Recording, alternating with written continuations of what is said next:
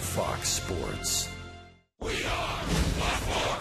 We are Wisconsin. The one, Lucroy, center field. Should be deep enough. Fowler winding it up. Makes the catch. Here comes Weeks. The throw is at the line, and that's the ball game. The Brewers win. Jonathan Lucroy with a sacrifice fly.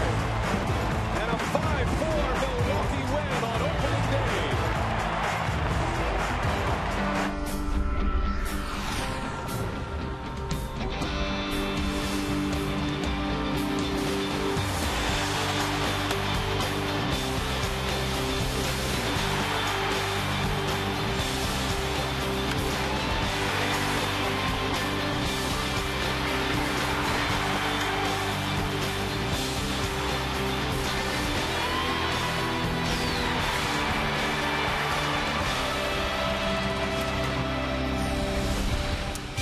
Another chilly night for baseball in Milwaukee. We've got the Rockies and the Brew Crew, and you see the dome is closed here at Miller Park. So it's all nice and warm for the Brew Crew and the Rockies. Game 2 of the Major League Baseball season as the Brewers go for their second straight win to open things up. Hi, everybody. I'm Craig Kashan alongside Davey Nelson. And what a start yesterday for Milwaukee. A walk-off win, but they had to rally first, and those two big rallies first starting in the 8th inning, scoring 3 big runs. David. Oh, yeah, and it had a lot to do with base running. Let me tell you, that was the one good thing that this ball club has done. They stretched base running. Look in that 8th inning, big base hit, or actually double play ball that Aoki beats out, which really was key. Biggest play in baseball for me is going from first to third. Aoki did that. Ronnie beats out an infield hit, and then Ramirez battles up there, drives in a double. Ronnie's able to score all the way from first base. That was the 8th inning when they took the lead. Then we're going to extra innings. Ricky Weeks starts things out by getting hit by a pitch, and then small ball takes over. Well, that's what you talk about, manufacturing a run without a hit. Boy, a couple walks, and then Jonathan Lucroy battled up there, got a breaking ball, was able to take it to center field and drive in Ricky Weeks. All this without a hit, but the legs came in play. It all worked out for the Brew Crew. They win the ball game, so the number 2 starter is out there on the hill tonight. Marco Estrada has had some very good numbers against the Rockies in his brief career. Dan Rock, share those with you coming up next.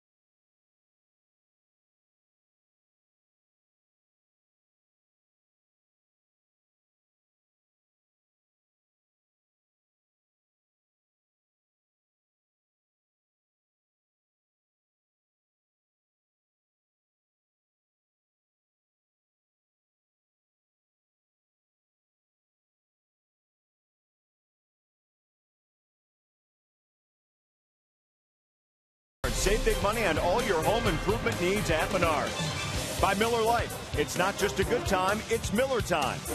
And by Toyota, let's go places. For more on tonight's starting pitcher, Marco Estrada. Let's send it to the booth and our game announcers, Brian Anderson and Bill Schroeder. All right, Craig, thank you very much. And great to have you with us, everyone. The Brewers and the Rockies ready for Game 2. And, Rocky, you look at Marco Estrada. I think the Brewers as a team feel like they're in a pretty comfortable position right now as an underrated ball club outside Brewer Nation. And I think Marco Estrada is symbolic of a guy who is underrated at this point. Talking about a guy that really has never been given anything. He's had to scratch and claw for just about anything he's got throughout his major league and minor league career, for that matter. Remember a couple of years ago, Marco wasn't even on the roster in spring training, won a job, and he put together some pretty good outings for the Brewers last year. In and out of the rotation, 23 starts for Marco. He started out a little bit slow. He had some games he could have won. The bullpen really didn't come up big for him, but you look at what he did at the end of the season last year, his last 8 starts, things really started to come together for Marco Estrada. 5-2 at 203 earned run average. It's all about, for Marco, getting that changeup, keeping it down in the strike zone, and getting the strikeouts with that high fastball. Well, Marco Estrada started the year in the bullpen last year, ended up as a key member of the rotation, and gets a golden opportunity this year. He'll start the season in the starting rotation. A familiar face, his mound opponent, Jorge De La Rosa. First pitch coming up.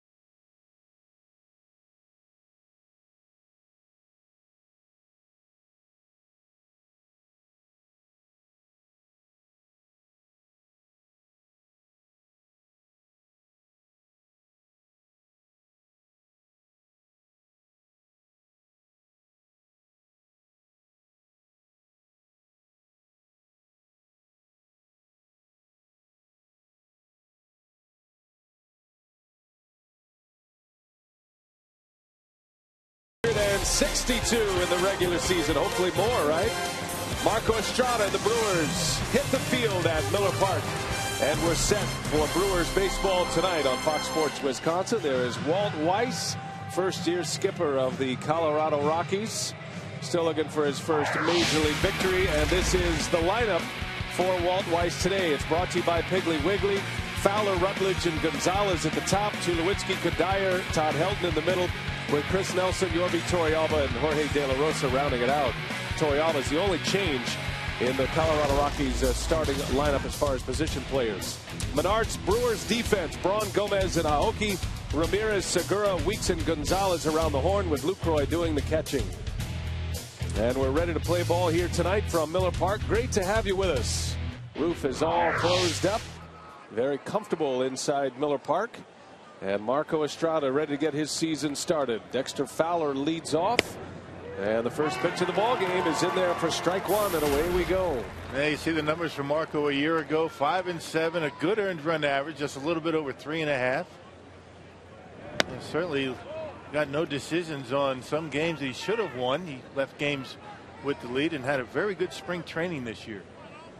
Now Marco and Jorge De La Rosa, his mound opponent, both with terrific springs, and that's saying something when you play your spring training games in Arizona. Tough play here. Weeks, no chance, and Fowler, with his great speed, is putting together a fantastic series already.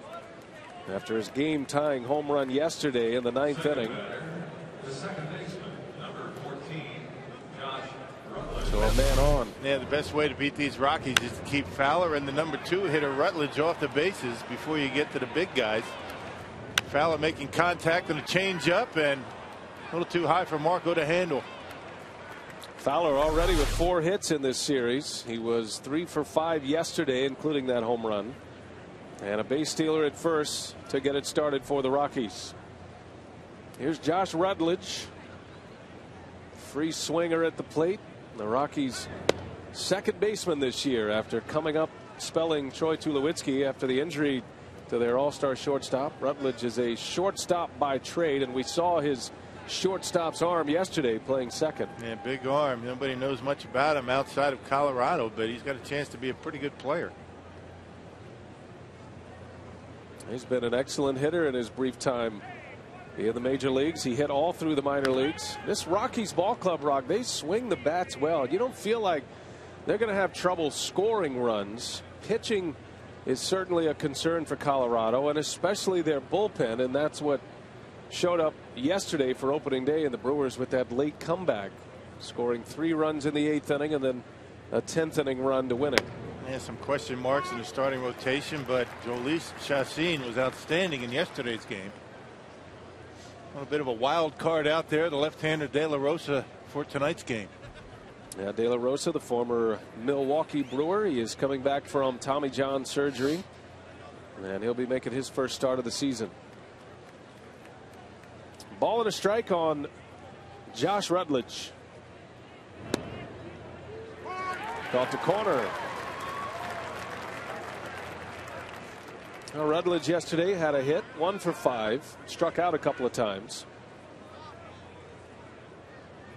I think the Rockies, when it was all said and done, felt like they played a pretty good ball game. There were some base running mistakes for both teams yesterday, but the Rockies did not take advantage of some golden opportunities and let the Brewers hang around, and then Milwaukee, as Rock put it so well, had to snatch them back late in that game yesterday with that 3-run 8th, and all those runs coming with 2 outs. Dante Bichette, the Rockies hitting coach, what a hitter he was in his career. Former Brewer. Well, he could hit. Dante Bichette, part of the Blake Street Bombers with the Rockies back in the 90s. Yeah, Bichette was a Brewer in the early 90s, 91 and 92, prior to his time in Colorado. Got to be fun to be a hitting coach playing half your games at Coors Field. Hitter-friendly ballpark. Dexter Fowler doing a little maintenance over at first base. Yeah, make sure the starting blocks are clear. You know he wants to take off at some point. Now, we showed you the numbers. Estrada had a great run last year. He was a big part of why the Brewers were able to fight their way back into a pennant race. As Rutledge lifts that one in the air to left field. Back is Braun. And he's got it at the track. And Fowler thought about tagging. He will not challenge the arm of Ryan Braun. Yeah, Marco fortunate that time. Left the breaking ball up in his zone. Rutledge just a little bit out in front. Yeah, but for a second baseman, he's got pretty good pop in his bat. Just missed that one. Well, now starts the dangerous part of the Rockies batting order, starting with Carlos Gonzalez. And one of the great tandems in all of baseball, and Gonzalez and Tulowitzki, and they were certainly on display yesterday. Gonzalez and Tulowitzki both homering. Combined, they were 4 for 10, driving in 3 runs. Gonzalez hit a solo home run off Giovanni Gallardo yesterday. Tulowitzki's was a 2-run shot. And not too many better than Carlos Gonzalez when he's healthy. Staying healthy is the key. Pretty good year last year, 135 games, so he did miss some time. 22 home runs, 85 RBIs, a 5-tool player. He's had some nagging injuries. He wasn't able to put in the full season, but still had a productive year. Oh, good changeup by Estrada. That's his bread and butter pitch. And for a free swinging lineup, for the most part with Colorado, that can be a big pitch today for Marco Estrada. And the way that pitch tails away from that left-handed hitter. Now that pitch right there, you gets that in the hitter's head, and all of a sudden then that fastball up around the letters becomes a good pitch to him. No balls, 2 strikes on Gonzalez, and he doesn't bite on the high fastball. A little bit too high. Marco Estrada last year, 143 strikeouts and just a little over 138 innings. That's a lot of punch outs for a guy that doesn't throw hard. Well, he certainly understands the responsibility of his spot in the rotation, pitching behind Gallardo. Gallardo can be such a tough day for an opposing offense. And yesterday notwithstanding, Giovanni did not have his great stuff yesterday, but he can put a team into a bit of a slump. He has a great curveball, and Gallardo is the unquestioned ace. And then you slip Marco Estrada in number 2, and Renicky has reasons behind that. One of those reasons is because Estrada has such a good changeup, and you talk about disrupting an offense coming off the Gallardo stuff and the command of a Giovanni Gallardo. For a guy who can do it with off speed and do it with a great changeup, that can be very disruptive to an offense as they try to fight their way through the Brewers rotation. There goes Fowler, and a swing and a foul back by Gonzalez. As you set your rotation for your starters, you'd prefer not to have 2 guys that have similar styles going back to back in your rotation. For instance, Gallardo Peralta probably wouldn't work as well as a Gallardo Estrada would, because Marco has that good changeup and a little bit different look. Well, and Renicky has talked about the way the starters are lined up right now, and that's why the hard-throwing Peralta is 3rd in the rotation. There's a swing and a miss. There's the changeup from Marco Estrada, and he strikes out Gonzalez for the 2nd out. Had such good arm action on that pitch. The ball comes out of the hand just like the fastball. The same speed of the arm. You can see the fingers letting the ball slide out and going down and away from Gonzalez, and he swings at a pitch out of the strike zone.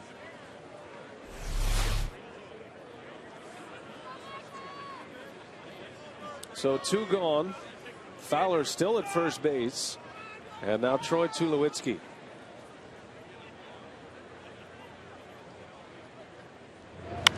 Tulowitzki on the first pitch into center field. Gomez is there.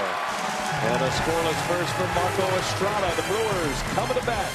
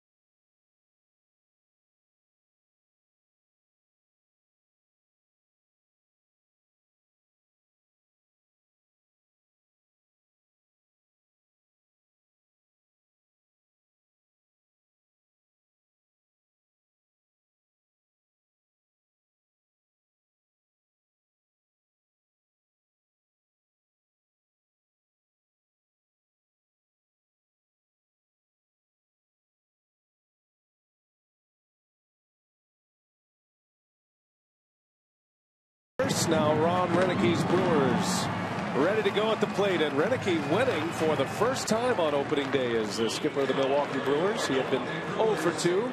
Piggly Wiggly batting order for the Brew Crew here today is Aoki leading off, Weeks batting second, Ryan Braun in the 3-hole. Middle of the order is the same as well, with Ramirez, Lucroy, and Gonzalez. Gomez roams center field and bats 7th. Gene Segura at shortstop batting 8th. And the only change, Marco Estrada. That's the batting order that will face the former Brewer, Jorge De La Rosa. Yeah, lost season for him last year, recovering from Tommy John surgery. He had forearm issues, only 3 games a year ago. He's 31 years old, former Brewer in his 6th year with the Rockies, and in 2009 he was 16-9. Check the defense for the Rockies behind De La Rosa. It's brought to you by Menards. Gonzalez, the Gold Glover, Fowler in center, Kadire in right. An infield of Nelson, Tulowitzki, Rutledge, and Helton. And Yorvi Torrealba gets the start behind the plate. Spent a little time with the Brewers last year. And Todd Helton yesterday, his 16th consecutive opening day, starting at first base for the Colorado Rockies. And the 4th longest tenure in Major League Baseball history for one team. Brooks Robinson has the record with 20. Could be Helton's final trip to Milwaukee if he in fact retires come season's end. De La Rosa ready to go. First pitch to Aoki is in there for strike 1. Now, Nori had a nice day yesterday, 1 for 4. And a home run, the first home run of the season coming from the Brewers leadoff hitter. But I thought Davey Nelson made a great point in our Brewers Live pregame show about Aoki's base running on 2 occasions and how important beating out what looked like a double play ball to extend the 8th inning. As Aoki hammers that one to the left. That ball's well hit, and Gonzalez does it again. For the 2nd straight day, Gonzalez takes extra bases from Aoki. I'll tell you, Nori putting a charge into one to the opposite field again. Almost identical to what he did in yesterday's game, and Gonzalez able to make the catch again. Driving that ball to the opposite field. And Nori hangs right in there against left-handed pitching. Very impressive.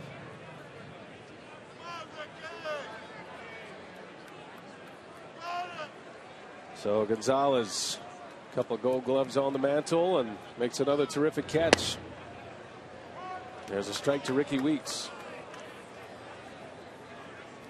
Now, Weeks has always swung the bat well against the Rockies, specifically De La Rosa. He's 4 for 7 lifetime against De La Rosa, and 3 of those 4 hits are doubles.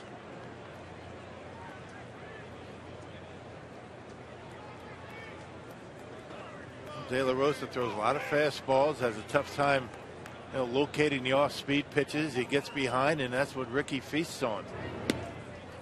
Those 2-1, 3-1 fastballs.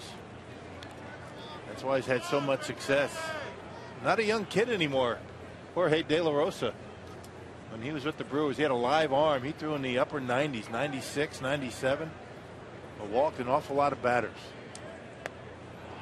De La Rosa coming back from that surgery. This is such an important start for him, important season for him. He's 31 years of age.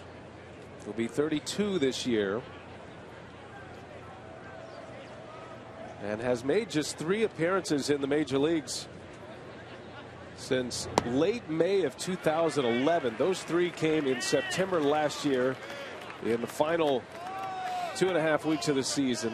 The Rockies just wanted to get De La Rosa on the mound. He was hoping to return in July for Colorado, but coming off the surgery, had some other problems, and specifically with his forearm, and he issues the walk. It has been one of the nemesis areas for De La Rosa, the bases on balls. Yeah, just has a tough time at, once in a while repeating that delivery. That's why he becomes wild. So a base runner. And Ryan Braun will get a chance with a man on here in the 1st inning.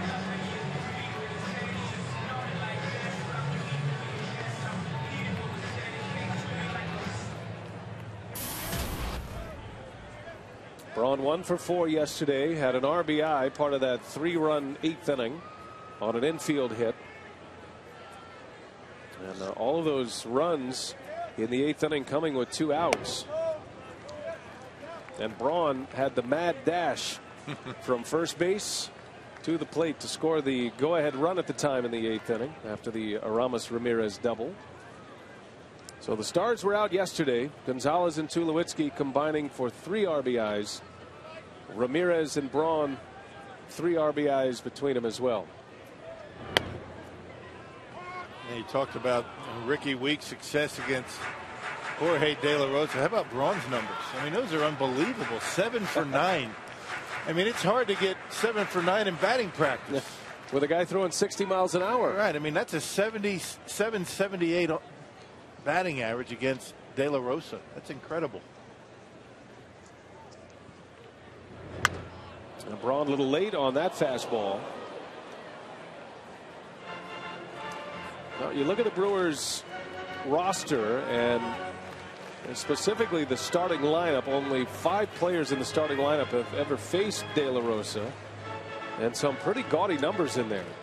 You got Braun, who's 7 for 9. Alex Gonzalez is 3 for 6. I mean, these are small sample sizes, but there's been some success. Braun does have a home run against De La Rosa, one of those 7 hits. He's actually walked 3 times as well. Ooh, that didn't miss by much. 2-2. You see that fastball from De La Rosa has some tail going away from right-handed batters and tries to catch that outside corner. He's also got a very good changeup. So tonight's pitching matchup features 2 guys that throw pretty good changeups.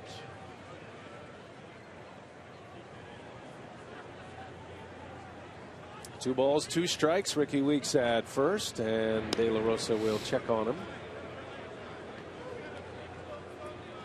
De La Rosa began his big league career with the Brewers back in 04. He was 23 at the time. Made his major league debut with Milwaukee that season and spent parts of 3 seasons with the Brewers. First out of the bullpen and then eventually as a spot starter, kind of a swing man. Went from Milwaukee to Kansas City for a couple of years and really found a new level with the Colorado Rockies, pitching in the high altitude. Won 10 games in 08 for the Rockies, and then as Rock mentioned, that 16-win season in 09. Not many guys find their stride on the mound in Colorado, but he did. Yeah, it's not a place for a pitcher to go get healthy. As Braun sends one foul.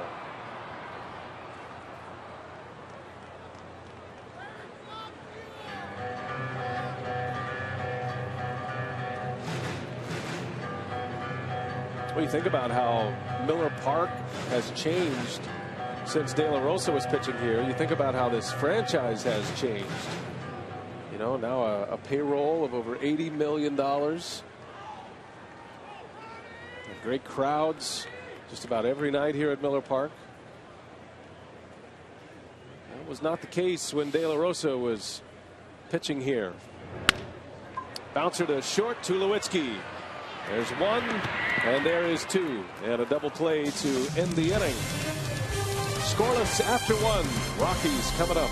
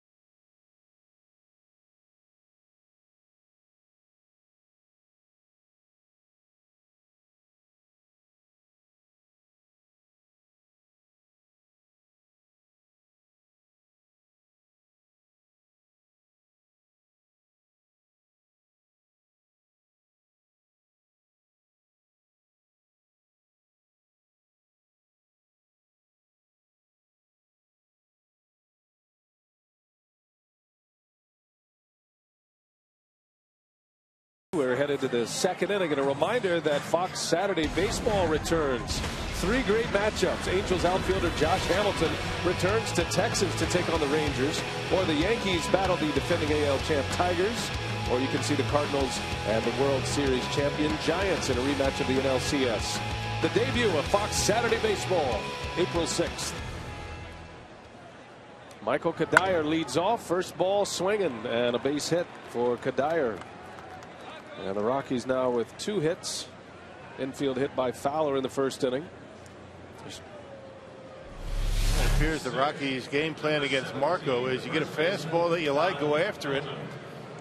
You really don't want to have to deal with a changeup. That's his best pitch. Rockies swinging early. Now the Rockies yesterday with 12 hits in the game.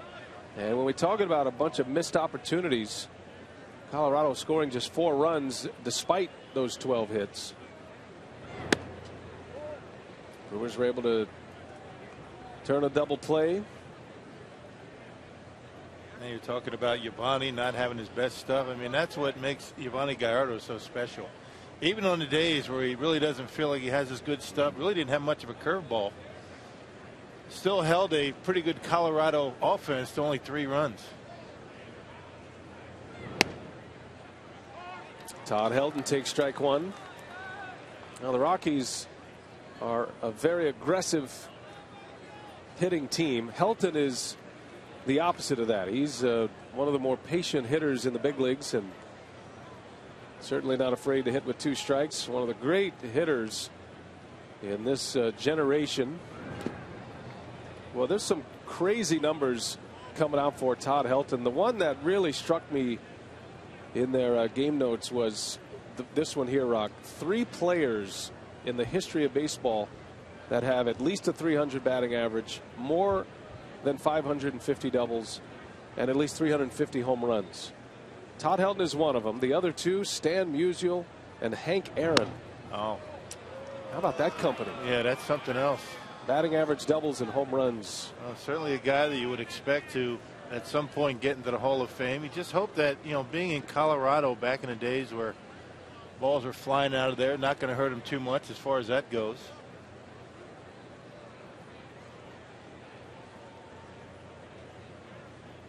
Three balls and a strike. Runner goes, and Helton swings and sends it foul.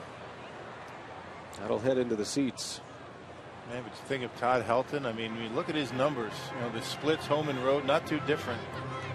Good hitter no matter where he's playing. Been around a long time, always keeps his nose clean, and he's just been a good ambassador to the game of baseball. Yeah, no question, and certainly the greatest player in Rockies history. 39 years of age now. His career splits.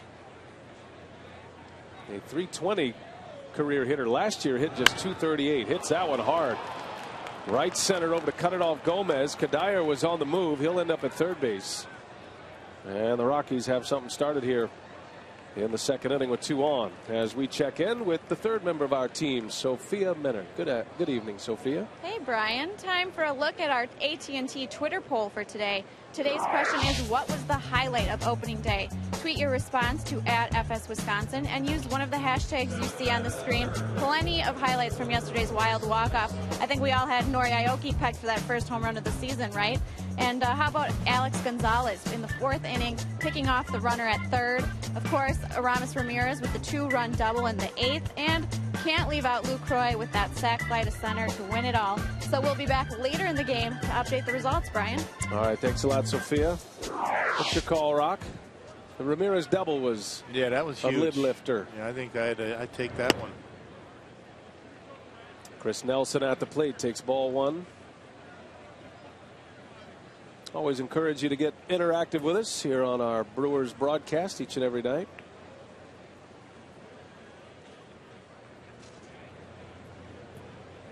Marco Estrada in a spot of bother here with runners at the corners.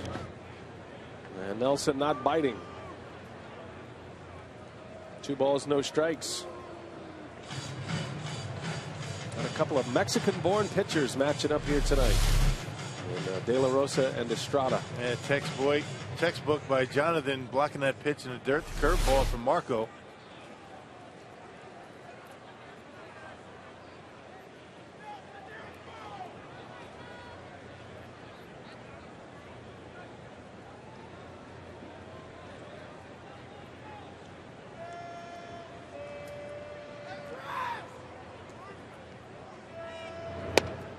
Nelson takes a strike.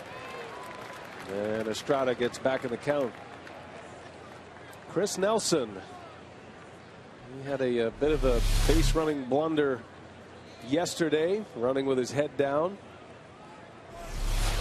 And Nori Aoki was able to cut him off. That was that play that Sophia was referencing in our Twitter poll. Alex Gonzalez going all the way across the diamond to cut down Nelson. Strike two. You really can't call it a rundown when you don't make a throw, right? Yeah, good point. I mean, he ran all the way from first base on a cutoff. First of all, Aoki hit the cutoff man, got Gonzalez, got the baseball, then he was able to get two guys at third. Well done. Nice play by Gonzalez yesterday. Now, it ended up being a 9-3 putout, and Gonzalez put the tag on Nelson standing at third base all the way across the infield. Here's a 2-2. Ooh, close pitch. Got the same pitch as the 2-0 count. And it goes full 3-2. And Renige's saying that's just the same pitch you called earlier. You see Estrada staying away from Nelson. See what he has in mind for him here. First and third, nobody out. Second inning. And Nelson bounces one to the right side. That's going to sneak through, a base hit. And the Rockies are on the board. 3 consecutive hits for Colorado, and it's 1-0. Now Marco keeping the baseball down. All ground balls, these base hits. Well, the only one that was hit really hard was Helton. That was a good piece of hitting by Chris Nelson. Not trying to pull it. Fastball away, it was down. He goes right with it. I guess he took a peek at our Fox tracks, right? Saying that Marco is pitching me away. I'm going to look out there, and he got his base hit.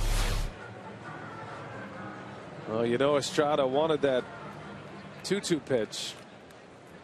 Looked like he had him rung up, or at least he'd hoped he had him rung up. And Nelson makes him pay. So an RBI single for Chris Nelson, his first ribby of the year, and now Yorvi Torrealba. Had some big years with the Rockies when they were making postseason runs. So much so that he was dubbed Mr. Rocktober at one point. Yeah, made a name for himself a couple of years in a row. Rockies elected not to re-sign him and ended up going to Texas. Texas let him go, and he ended up with Milwaukee last year in September. Yeah, the Brewers signed Torrealba, actually made a trade for him. He had a brief stop in Toronto, and he spent the final week with the Brewers just as they were hanging around the pennant race. They had fought all the way back. Ron Renique and the coaching staff felt that the Brewers just needed a little help behind the plate because Renique was using Lucroy and Maldonado offensively. Maldonado was having such a good year. Wanted to have that third catcher if possible, the veteran guy. And the Brewers ended up falling out of the race the third to last day of the season, and Torrealba's week in Milwaukee came to an end.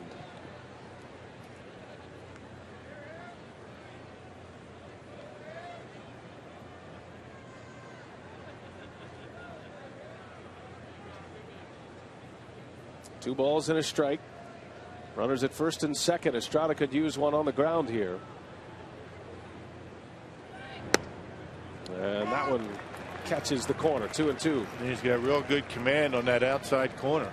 And really having a tough time with the changeup and curveball so far. And Marco can't afford to be with only one pitch for very long.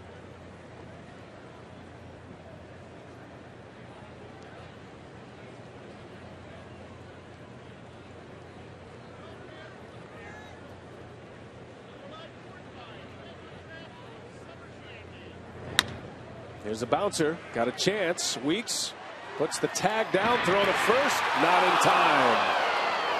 Torrealba hustling down the line, preventing the double play. It's good base running by Chris Nelson. He stopped.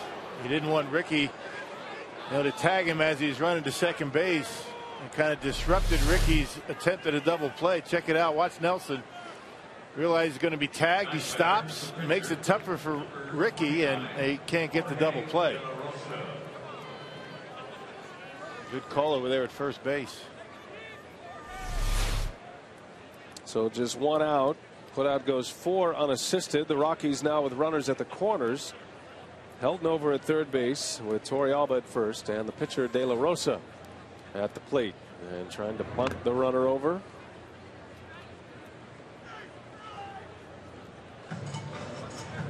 Well, he's been swinging the bat in spring training, De La Rosa. Well, it has been a long time. Outside of the 3 starts he made last year, which were all very short starts. Never pitched into the 5th inning in those 3 starts at the end of the year. He hasn't had a whole lot of time at the plate since the 2011 season. Remember, his last game was in late May of 2011 before he finally returned last September. Man, Rockies are using this situation as not just a sacrifice, but maybe a safety squeeze, but you don't like your chances with Todd Helton over there at first base. He's got the instincts, but just not the foot speed these days.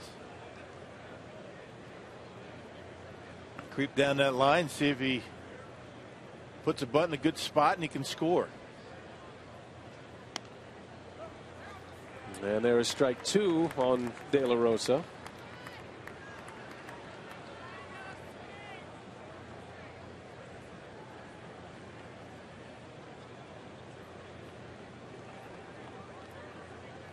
Helton with a base hit over at third base.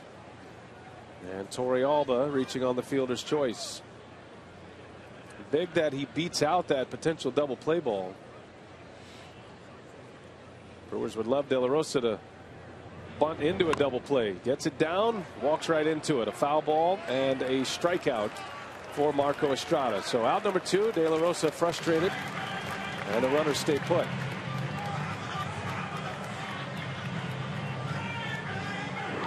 Hey, this Sunday, your Brewers take on the Diamondbacks at 1:10 p.m. and all fans in attendance will get a Nori Aoki bobblehead courtesy of Robert Hack Diamonds. Visit Brewers.com for tickets.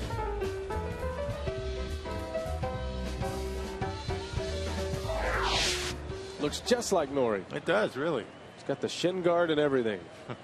Elbow brace, elbow pad. Well done. Well, he was a star in Japan and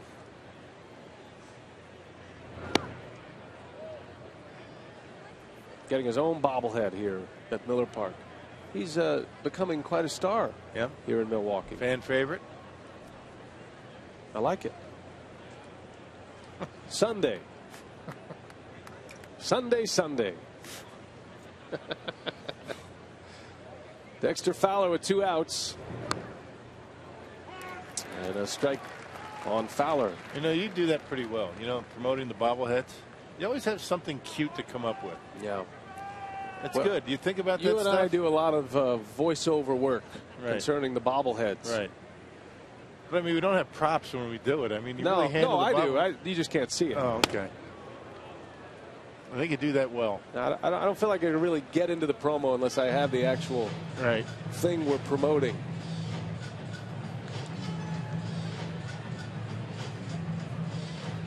Got a bunch of all-fan giveaways this year, bobbleheads. By the way, Friday, it's been announced Kyle Loesch will get the start on Friday, first game of the Diamondback series, and tickets are available. Love to see a packed house greet the newest Brewer, Kyle Loesch. And he's all ready to go as Renicky maps out his starting rotation. Loesch will go Friday, and then Mike Fiers on Saturday, and the homestand will conclude with Gallardo Sunday. And Loesch is looking forward to donning the Brewer blue. 2-2 to Fowler. Got in on his hands, popped him up. And Marco Estrada minimizes the damage. 3 straight hits to start the inning. Just 1 run allowed.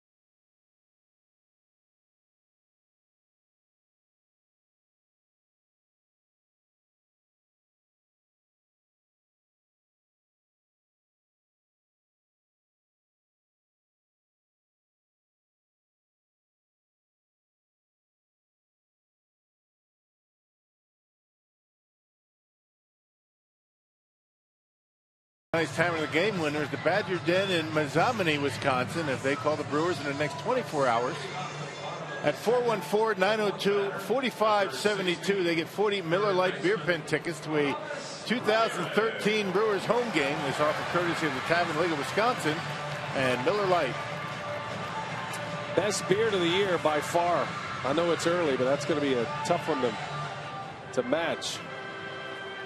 That is outstanding. Is that one of the Duck Dynasty guys? Gotta be. That is fantastic. Sweet. Well done. Outstanding offseason for that man. Here we go to the home second. And Marco Estrada getting out of a bit of a mess in the top of the second. And Rockies runners everywhere. Aramis Ramirez leading off. Be followed by Lucroy, then Alex Gonzalez. Great day yesterday for Ramirez, and he's hoping that it will not be a typical slow start for him. A couple of hits, drove in 2 big runs, and that 7-pitch at bat in the 8th inning that ultimately ended in a 2 RBI double that gave the Brewers the lead. Yeah, but change up. I was talking to Johnny Nairn about that at bat before the game today. Very impressive that he was able to keep that pitch fair. A lot of guys are going to hook that ball foul, but Ramirez was able to pull the hands in, keep it fair, and gave the Brewers a lead. Johnny Nairn always working with the hitters each and every day. Has to know every one of them, their idiosyncrasies and their buzzwords to keep them right. Now Ramirez has just been such an impressive run producer throughout his career. Last year he led the National League in doubles. Had 50 doubles last season. 27 home runs. He had 105 runs batted in. He actually finished in the top 10 in the MVP voting last year. And after a dismal start through the first 38 games, as he goes down the line and keeps it fair again. To the wall it goes. Ramirez, the doubles machine, comes up with another one. His second in as many games this year. They had a chance at that Lyle Overbay Brewers doubles record last year for a while. Didn't able to come up with it, but Ramirez once again, this time with a fastball, keeping it fair down the left field line again. Fastball down and in, just drops the barrel of the bat on it. Nice short stroke by Aramis Ramirez. Stay hot. Well, if he keeps this pace up, he'll have 162 doubles this year. That'll be a record.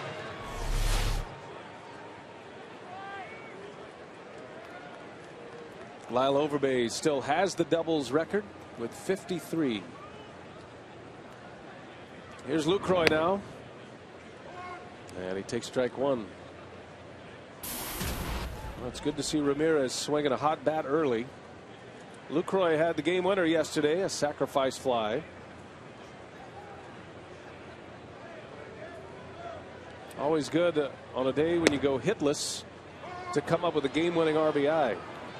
And was rewarded with a shaving cream pie to the face after the game. Well, you think about it, he was about one of the best guys you want up at the plate in a situation like that, not trying to do too much. He shoots the ball up the middle into the opposite field very well. Makes good contact. And he got the job done.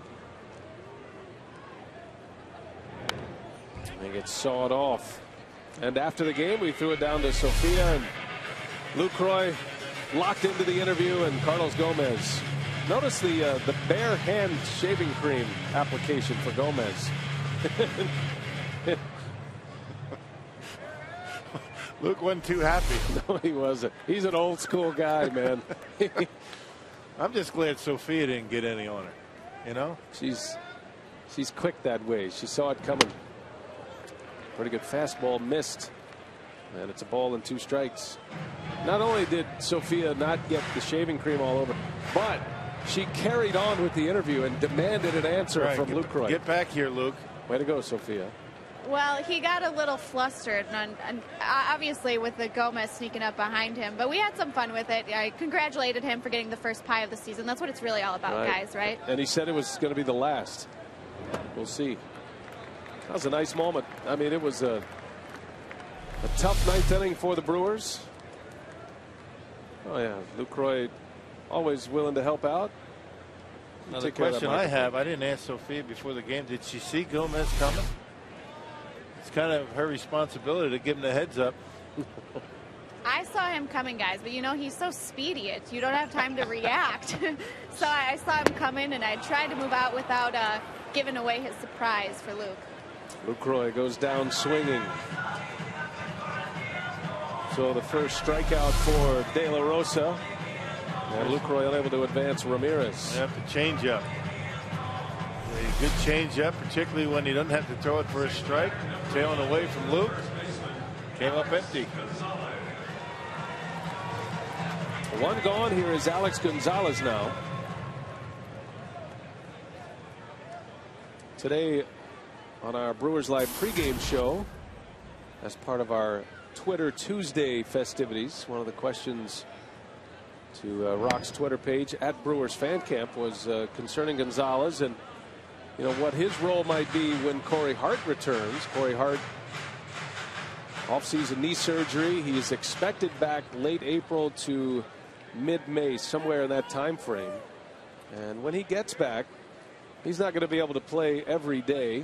And Gonzalez, all things being equal, will be able to slip more into a utility role and certainly be able to play all around the infield. He's best at short, which is where he's been his entire career until yesterday. You can throw him anywhere, though. And I think the amount of playing time he gets will be dependent upon how he's swinging the bat. That goes without saying.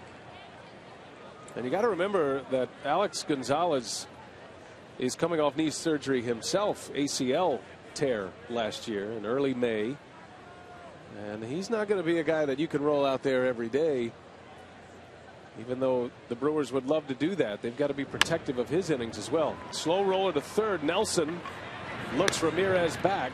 And now 2 men are out, and Arama's still standing at second base. Another off-speed pitch, and Brewers not able to advance Ramirez after the leadoff double. Rolls over that changeup again. And Nelson able to get him after looking back. The runner at second.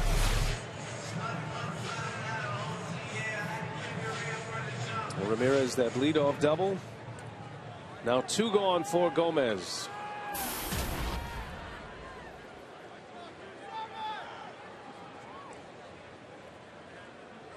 Gomez, a career year last year. 19 home runs. And a big cut. Gomez had a terrific spring. He was asked to play for the Dominican Republic in the World Baseball Classic. He actually declined that invitation because getting the opportunity to be the everyday center fielder with Milwaukee, signed a long-term contract extension this spring. He did not want to separate from the team, and you know it hurt him not to be able to play for his country, and the Dominicans able to win the WBC this spring. Tough decision, but I think he made the right one. Yeah, solidifying his spot out in center field. Ended up signing a long-term contract. Brewers signed him to a 3-year extension on top of this his final year before free agency. So 4 years left with Gomez, including this one.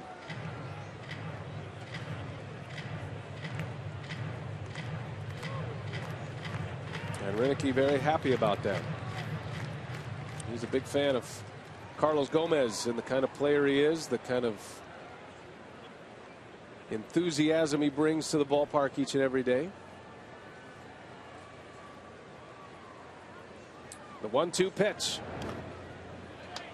2-2. A lot of changeups from De La Rosa. Back to back that time to Gomez. Well, if it's not broke, right, don't fix it. Throw it until they hit it. One thing we saw a lot of this spring from Gomez was his ability to go to the opposite field, which is a new thing for him. He did have a deep line drive out to the wall to right field yesterday. And the more he goes up the middle or to right field, you figure the more the power is going to come back in play. If you're thinking up the middle, that's typically when you start to see some of the pull power. Means you're staying on the baseball. Here's a 2-2. Gomez whips one left field line, and that's a fair ball. Aramis Ramirez will score. Gomez races into second with an RBI double, and we're all tied at 1. Oh, how about that one? Back-to-back changeups, and De La Rosa tries to bust him in with a fastball, and I doubt they're going to try that again. Gomez hammers that one down the line. He tried to get in on his hands, and watch what happens to it. Gomez likes the ball in there. You can't throw it in too far. He keeps it fair and hits a rocket. One hop off the wall.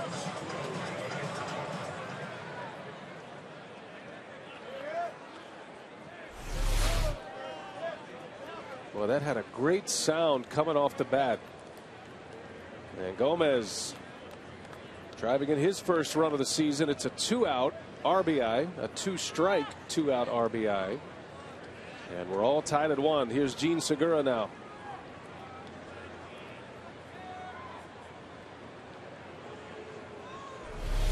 Gomez. That's the sweet spot. That's a nice short stroke on a pitch that was a little bit in off the plate. I don't think he's going to see another one of those.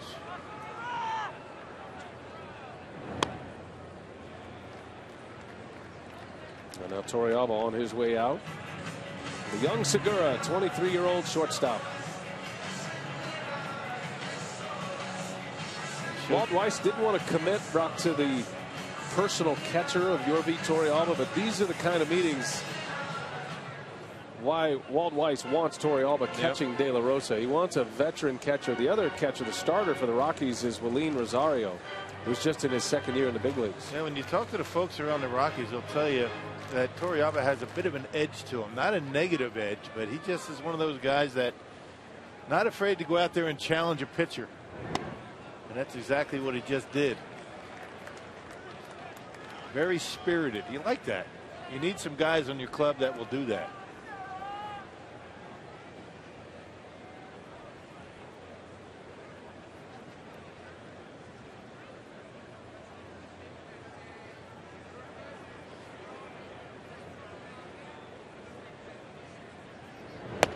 Three balls, no strikes. Being very careful with the pitcher on deck. You don't blame him. Yeah, got a base open at first. Marco Estrada waiting to hit next, and they will go ahead and intentionally walk Gene Segura. And it's first and second with 2 away with the pitcher Estrada coming up.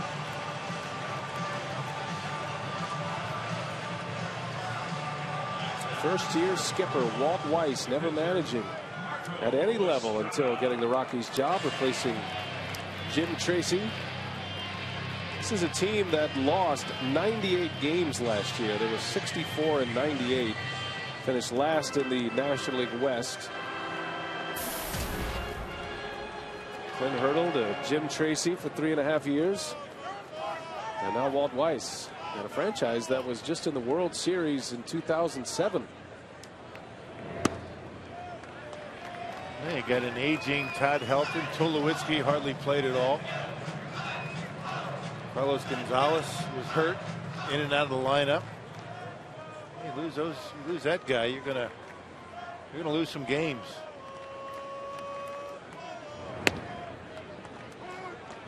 Ball and a strike on Estrada. The Rockies were back in the postseason in 2009. Got knocked out by the Phillies that year. And they've hit the bottom of the division after last season filled with injuries.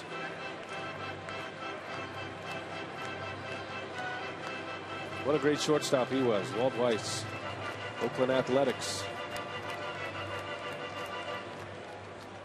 Had a terrific career, 15 years as a major league player.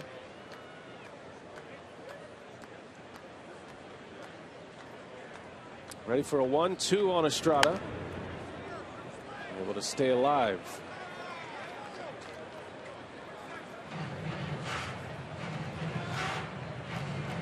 Seems to be a growing trend. Managers in the big leagues with no managerial experience, and until they get to the big league. There's 3 of them now. Yeah. Robin Ventura, same story. Mike Matheny. Matheny took the Cardinals to the postseason last year.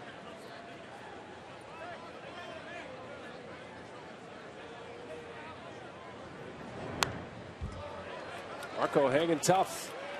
Pitch count continues to rise for De La Rosa here in the second inning.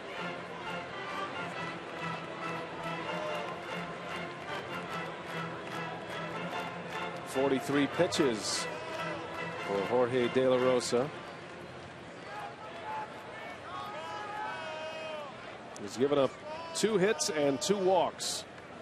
All tied at 1. And a 1-2 pitch. Outside and high, ball 2.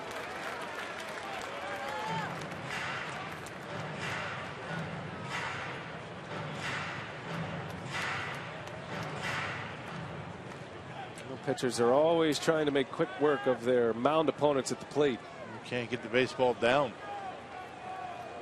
Marco Estrada will see his 7th pitch. And he fouls it away. That was right down the heart.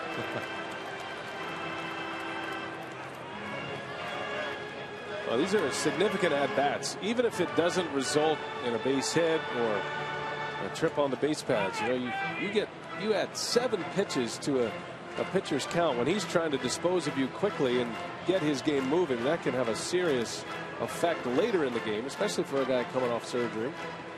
And you've got 45 pitches on De La Rosa right now in the second inning.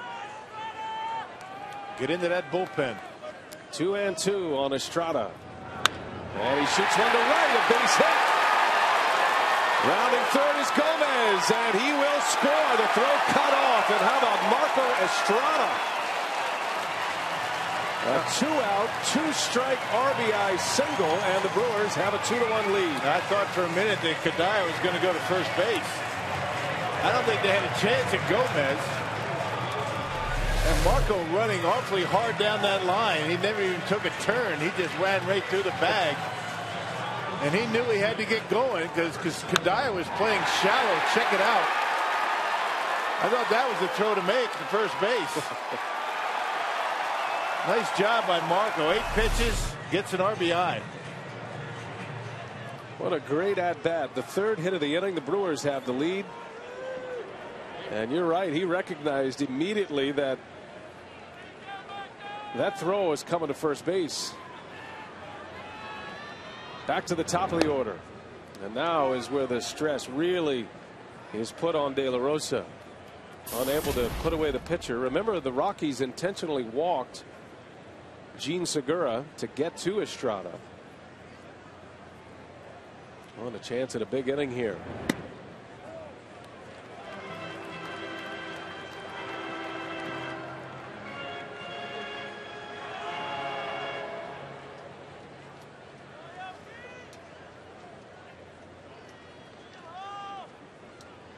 Now 3 of the Brewers' 5 runs yesterday coming with 2 outs. And both of them here. Bouncing ball to Tulowitzki. And Aoki is retired. Productive offensive inning for the Brewers, though. Estrada drives in a run. It was Carlos Gomez, a 2-out double to get the Brewers on the board.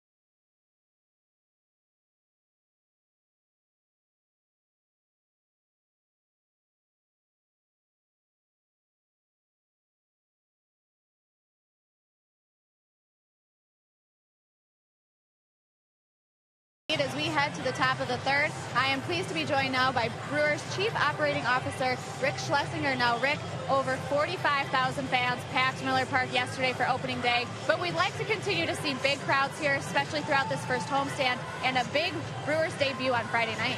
Yeah, Kyle Loesch is pitching, making his Brewers debut on Friday night, and a lot of fans are paying attention opening day, but like you said, we've got 80 more games to go, plus hopefully some more after that. We've got Aoki bobblehead on Sunday. All fans in attendance get an Aoki bobblehead. A lot of good things this weekend. A very tough Diamondbacks team in town, so we're looking for big crowds and a lot of fun. That Aoki bobblehead night will be Sunday. This is the first of 10 bobblehead giveaways. Now the team has upped the ante on the bobblehead giveaway from 6 to 10. What was the decision behind that? Fans. We had a lot of good options for bobbleheads, and we were figuring, do we keep some for this year and some for 2014? And I said, let's just do 10. And they're always popular, and we usually sell them out, so it's an easy one for us to do.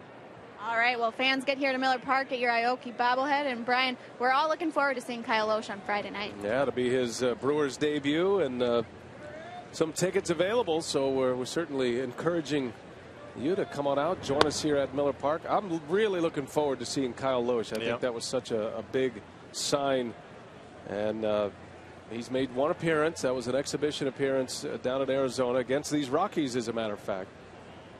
And I know he's chomping at the bit to get going here. Love to put a packed house at Miller Park to greet him. Yeah, he worked very hard in the offseason on his own, you know, throwing to college and high school teams in the Phoenix area, and lives in Scottsdale, so it wasn't too much of an imposition to get the Brewers spring training in Maryvale. But you wonder how long he's going to be able to be stretched out, how long that the Brewers are going to allow him to go. It'll take him a few starts to get settled in. Well, the Brewers do have a backup plan. It's the primary reason why they are carrying 13 pitchers right now. Chris Narveson being the swing pitcher out of the rotation into the bullpen, but primarily to piggyback, as they say, with Kyle Loesch and be able to, in case Loesch has a short start because he hasn't pitched much, be able to pick him up. As Marco Estrada works the count full 3-2, and there's Narveson, who was completely on board with the decision. As he said, he felt like he was pushing a little hard to try to answer the bell as a starter opening day, coming off shoulder surgery last year. Estrada comes back, strikes out Josh Rutledge after his RBI single, perhaps inspired, and a good fastball by Rutledge. Yep, 90 miles an hour on the outer half of the plate, and Rutledge swings right through it. It's amazing. It anywhere between 89 and 92. Marco Estrada just racks up the strikeout totals. More strikeouts than innings pitched a year ago. All about that changeup. And now Carlos Gonzalez, a strikeout victim in the first inning. Estrada has a strikeout in each of the first 3 innings. And has the ability to rack up a bunch of strikeouts. He's had some big strikeout games throughout his career with the Brewers, despite not having the overpowering stuff. But that's the pitch that gives him that strikeout ability. And it's particularly good when he's behind in the count. You know, 1-0, 2-1, 3-1. He can throw them for strikes. It's a lot of swings and misses on it. Then he come back with the old heater at 89. That's just good pitching and good game calling by Jonathan Lucroy. That's a lot of strikeouts, over 9 per 9 innings. 1-2 pitch, and down he goes. Gonzalez. And look at all of those strikes right at the bottom of the strike zone. And Estrada, for the second time, punches out Carlos Gonzalez. Yep, change up, fastball for strikes after falling behind 1-0. Came inside for strike 2 and getting plenty of the outer half of the plate for strike 3. That's as good as it gets, and right looking there. Off speed. That's why he gets those strikeouts on fastballs. So 2 quick outs, and here is his college teammate at Long Beach State, Troy Tulowitzki, who lined out in the first inning. These two have a long history together, Estrada and Tulowitzki.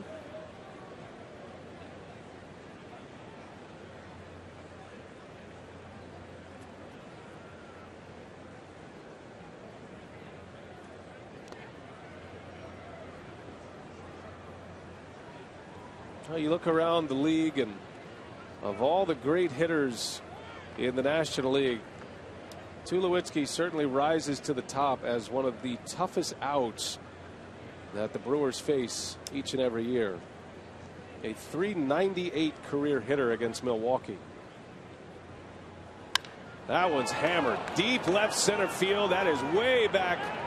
And for the second consecutive game, Troy Tulowitzki goes deep. And we're all tied at 2. Boy, how about the start to his season? Yeah. Well, Marco falling behind 2-0 and had to come in with a fastball this time. You know, hitter looking for a 2-0 heater. He got it and didn't miss it. 2-0, and you're not going to get away with too many of those to Troy Tulowitzki. Not too many. His 10th career home run against Milwaukee.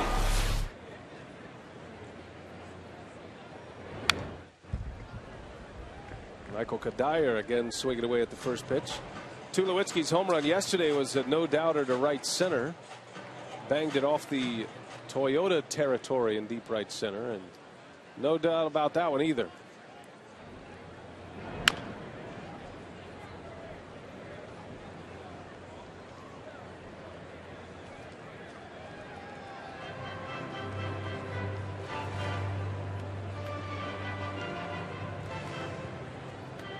Kadire was swinging away on the first pitch in the second inning, and he singled back up the middle, and he scored the first Rockies run. Marco has him down 0-2, and the count remains 0-2. Another change up on 0-2. Not too many pitchers going to throw that pitch in that count.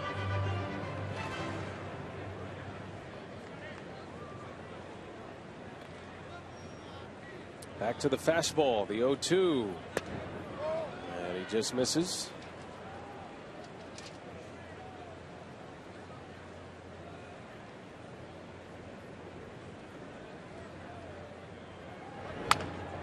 Another one back up the middle, a base hit. Kadire didn't hit it all that hard, but stayed right with it. And he's 2 for 2 today. The Rockies now with 6 hits in this game.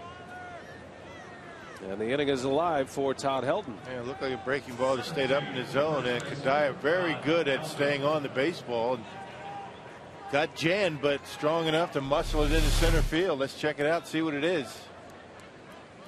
Maybe a change up, maybe a slider didn't do much. Helton off the end of the bat, pops it up. That will stay playable for Ramirez. Side retired, but not before Troy Tulowitzki goes deep to tie it. And now the heart of the Brewers order coming up. Weeks, Braun, and Ramirez.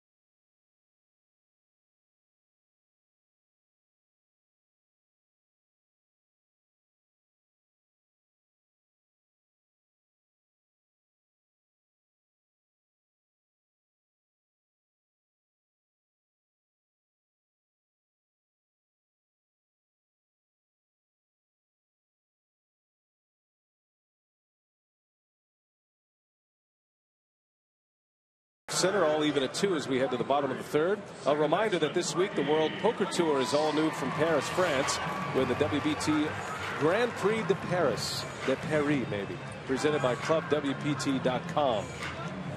6 great players chasing history rock more than $500,000 in first place prize money. Right, Grand Prix of Paris. Yeah, that's probably better. It's like the Tour de France, you know. It's Paris, France, but when it's the bicycle race, you call it the Tour de France, or so I'm told. I guess it all depends on how the first word is pronounced, right? We'll have to dive into that one a little deeper. Well, all tied at 2. Ricky Weeks to lead it off, followed by Braun, then Ramirez. Jorge De La Rosa's pitch count is now up over 50.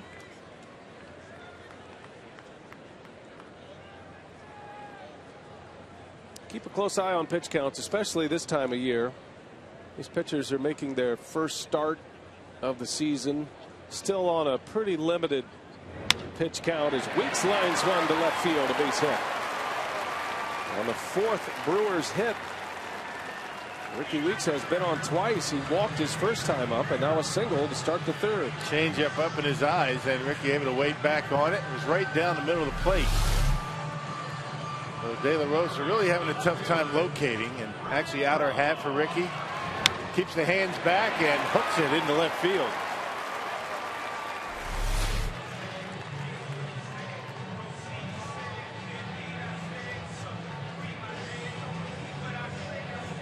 And now Ryan Braun.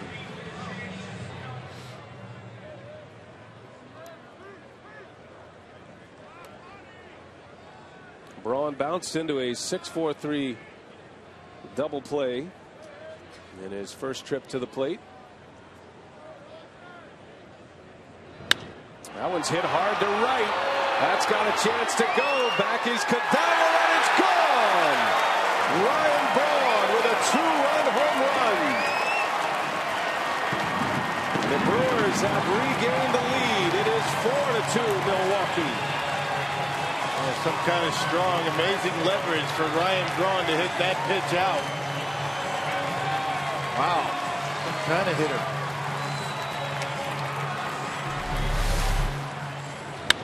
That ball down and away. He just goes out there, flicks that big long bat at it, and way back and right. He's something else, that guy. Well, the stars are out in this opening series. Braun, Ramirez, Tulowitzki, Carlos Gonzalez. Some of the great hitters in the game right now. And matching each other. Tulowitzki goes deep in the top of the third. Braun answers in the bottom half, giving the Brewers a 4-2 lead. Ramos Ramirez. Did you happen to see any of Braun's batting practice today? I heard it. I mean, he was hitting balls out of here into right center off the scoreboard. You don't see many right-handed hitters do that. And you'll pull them off the scoreboard straight away, but not to the opposite field. And he just has that sound to it. You can almost, following this team like we do, you can tell who's in the cage just by the sound coming off the bat. And Weeks is one of those guys. Ryan Braun. In Prince Fielder's time here, you just knew who was in the cage at that time. Yeah, that's what he hit. The Palermo's Pizza sign out there, and just to the right field side of center. That's a blast. Yeah, it is. Off of a batting practice, what was it, 60 miles an hour? As Ramirez goes down swinging, and a strikeout for De La Rosa, his second. And it's not all cooking up hot here in Miller Park either. The ball travels well in the summer when the temperature rises.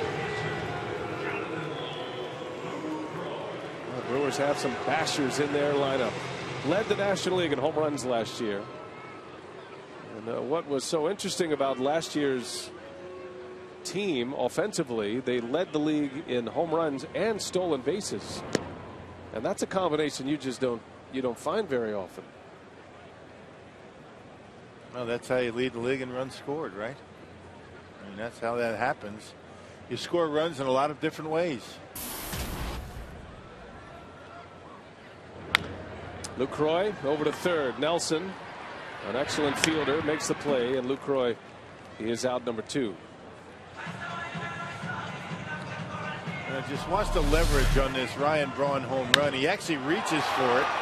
He lets it travel, gets back to him, and you just don't see that very often. I mean, most hit batters are happy with a base hit to right. Ryan Braun strong enough and has the leverage with that long bat to hit it out of the ballpark.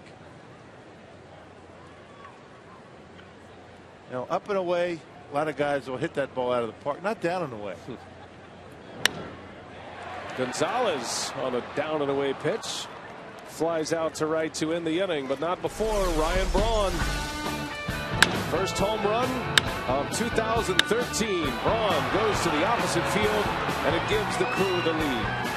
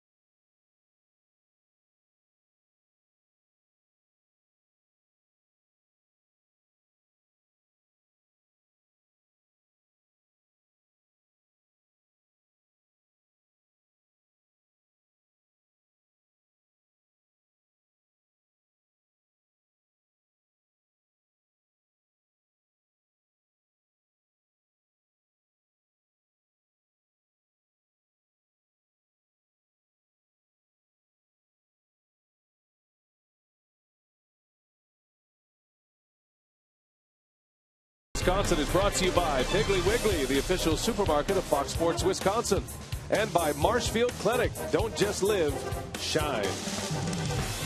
Under the lights at Miller Park, day 2 of the championship season. And Marco Estrada getting ahead of Chris Nelson. Ryan Braun goes deep, right field home run, a 2-run home run, first of the year for Braun. And the Brewers lead 4-2 as Nelson goes to the opposite field. Boy, some really good at-bats by both teams in this game. Man, hitting the ball where it's pitched. That's the 7th Colorado hit so far. Nelson has 2 of them after driving in a run in the 2nd inning. Yeah, that's pretty much the same location of the pitch that Braun hit the home run. Now Chris Nelson, a base hit.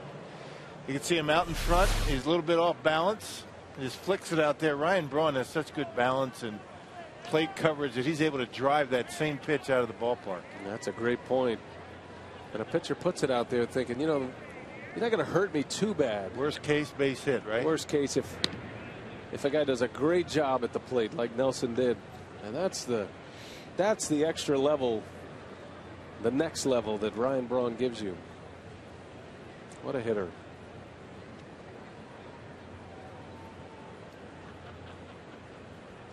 Estrada facing Yorvi Torrealba, and a close play at first base. Marco has a very good move to first. Yeah, very quick feet. Gets himself in position to throw to first quickly. Little jump step and almost gets him.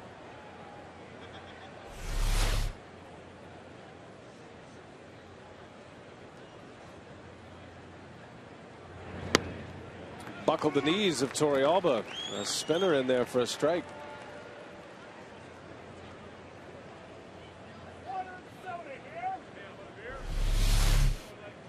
And the old yellow hammer, the curved ball from Marco, and that's a pretty good first pitch. You get a guy thinking after you throw that for a strike. Brewers are set up to turn 2. Torrealba put one on the ground his last time up. And he lifts that one in the air to center field. Coming in, Gomez. And there is out number 1. Hey, Brewers 10 packs are still available, and with each purchase you can get a free 11th game. Such a good deal. So what are you waiting for? Call 414-902-HITS or visit brewers.com/10packs today. That is a good deal. Free game. Did you ever watch Cheech and Chong? Many times. What are you waiting for, man? What are you waiting for? That's my favorite read. I like that. Change it up every so slightly. You read that? Yeah. I even added something. You notice? Yeah, you added a lot. Such a good deal. I threw that in myself. I hope I don't get in trouble. It's like a little ad lib. Yeah. Taking some liberties with the promo copy in day 2.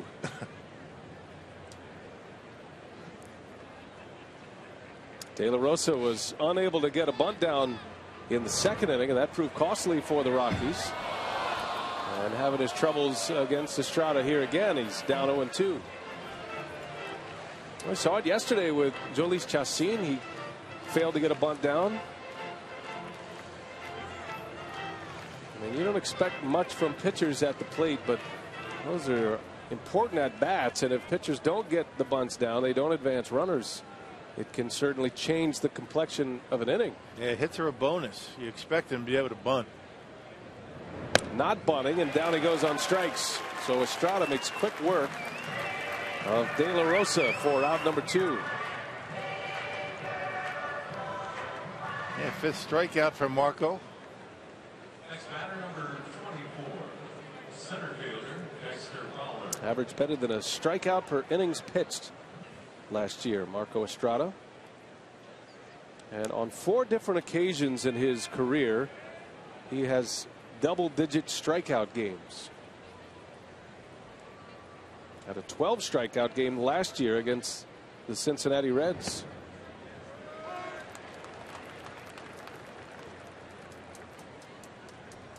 He can rack them up.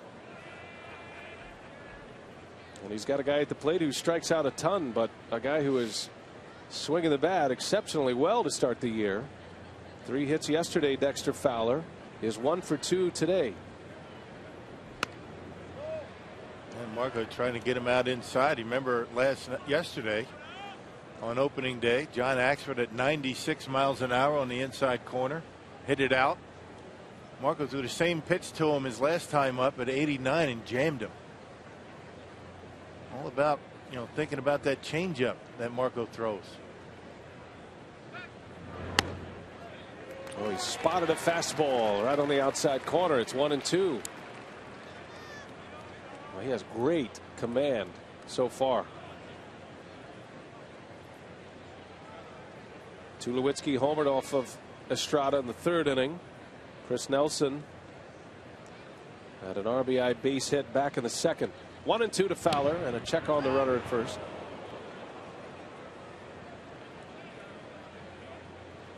Well, Gonzalez went the other way this time with a tag. Playing a little bit off the bag.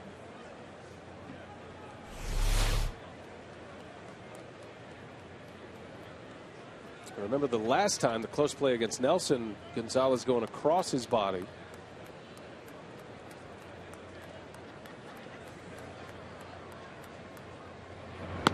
Got him.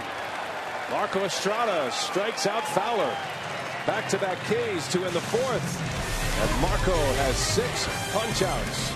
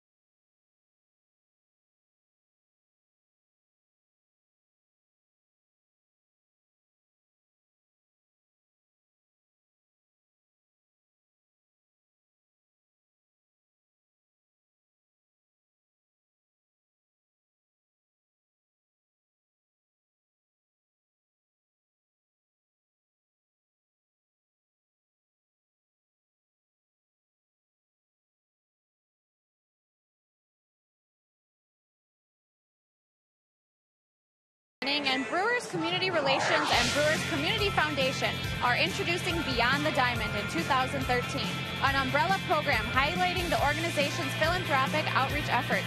Beyond the Diamond will include a series of community outreach events, all of which will include partnering with players and coaches, Brewer wives, alumni, and team personnel working hands-on in the community.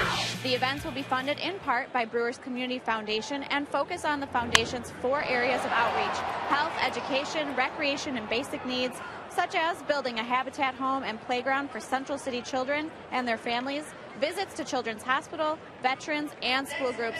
Brian, looking forward to see what Brewers Community Relations will do this season. That's always a good cause. They do a great job. Brewers players participating. And I'm always anxious to get to our big score day. That's one of the highlights of the community calendar. Gomez on the first pitch flies out for the first out. And here is Gene Segura now. De La Rosa getting towards the end. He is at 62 pitches right now. The Brewers with 2 in the 2nd, added 2 more in the 3rd.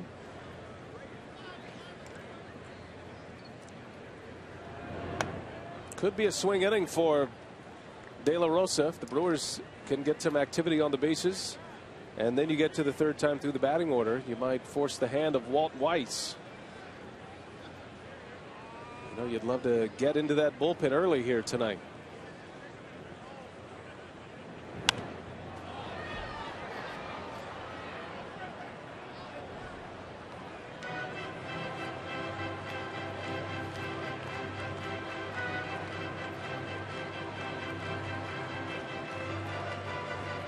Yeah, bullpens play such a big part, you know, each and every game throughout the season, but particularly in April when starters really aren't built up where they can go maybe 6, maybe 7 innings. Not that they do that quite often during the regular season as the season goes on.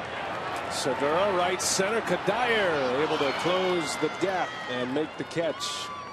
Ball had a lot of slice on it, and 2 minutes gone. Right around time for the AT&T U-verse rewind, and the Brewers coming up big with extra base hits. Ramos Ramirez and Carlos Gomez with doubles in the second inning. 2 runs scoring in the second inning. Brewers have been getting a lot of run production with 2 outs. They did it yesterday. They've done it today in the second inning, and those are the types of things you love to see, those 2-out hits. Marco Estrada had a big 2-out hit in the second inning.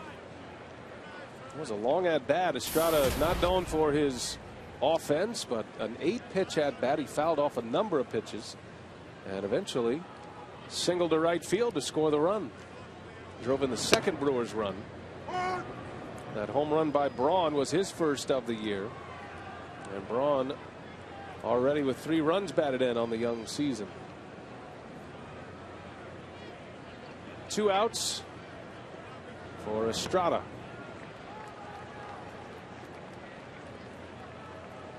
And if you're the Rockies, you certainly are hoping De La Rosa can put up a quick inning and a low pitch inning. He's got a chance to do it here in the 4th.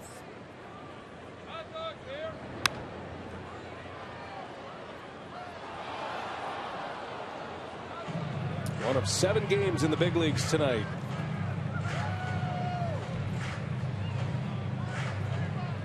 Brewers playing in back-to-back games. Got some West Coast baseball a little bit later tonight. Dodgers hosting the Giants again. How about Clayton Kershaw yesterday? Yeah. Not only did he go the distance against the Giants, he hit a home run to snap a scoreless tie in the 8th inning.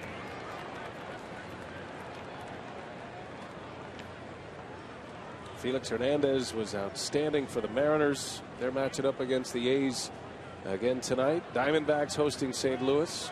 That game's underway shortly.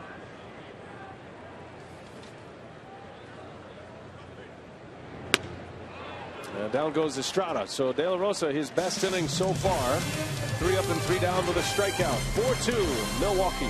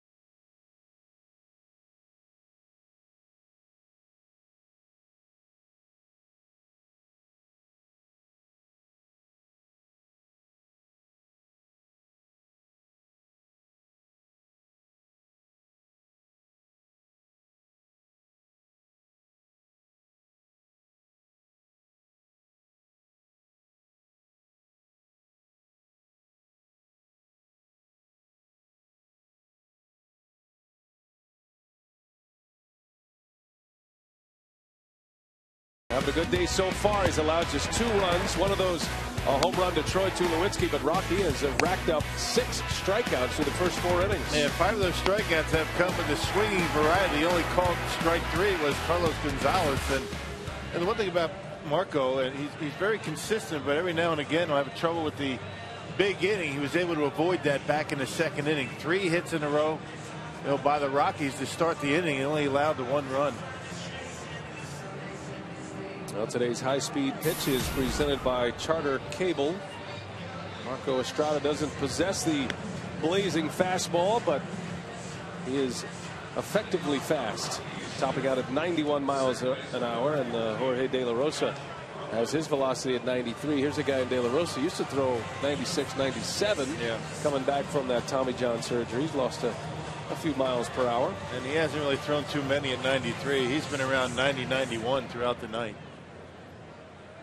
Deception is the key. Both pitchers with excellent changeups. Marco Estrada's has been on so far tonight for the most part. Josh Rutledge will lead off. This will be a good test inning for Estrada. Going through the heart of the Rockies order. Rutledge to lead off, Gonzalez, and then Tulowitzki. And a shot to third. In and out of the glove of Aramis Ramirez on a hop. And that'll be a base hit for Rutledge. And nice effort by Ramirez. That hot corner down there. The backhand attempt. See, that's kind of like an Olay. You get lucky, you keep it in the glove, but he couldn't do it. That's a tough play. Knocked it down, saved the double.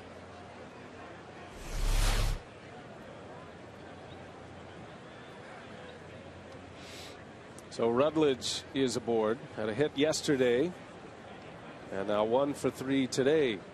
Talented young player. And that sets the table for Carlos Gonzalez. Estrada's had his number so far tonight. He has struck him out twice. Got him looking the last time up. There goes Rutledge, and Gonzalez sends one high and deep to right center, and this one is not coming back. A 2-run home run. Carlos Gonzalez ties it up with 1 swing of the bat.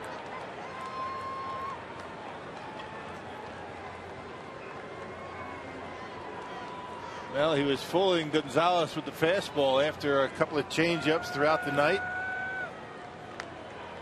And Gonzalez not about to let that last one go. Smoked it. Fastball up, down the middle, and knocks it out of here. 89 miles an hour. You can see it on the scoreboard. Well, Gonzalez and Tulowitzki have homered in consecutive games. This is a potent lineup. Now that Tulowitzki is back and healthy. His last game last year was May 30th. Rockies just carried through the whole summer hoping he would come back at some point. And it didn't happen. And a groin injury that,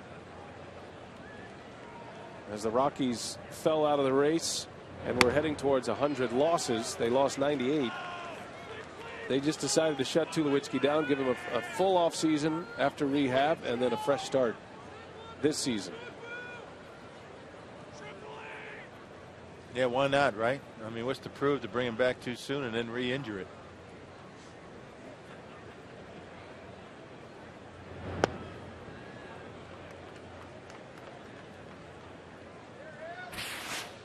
Well, still one of the great drafts of all time, the 2005 MLB draft, and there was a lot of discussion in that war room with Jack Zarincic, then the scouting director, and his right-hand man, Bruce Side, who is now the scouting director. Braun went number 5.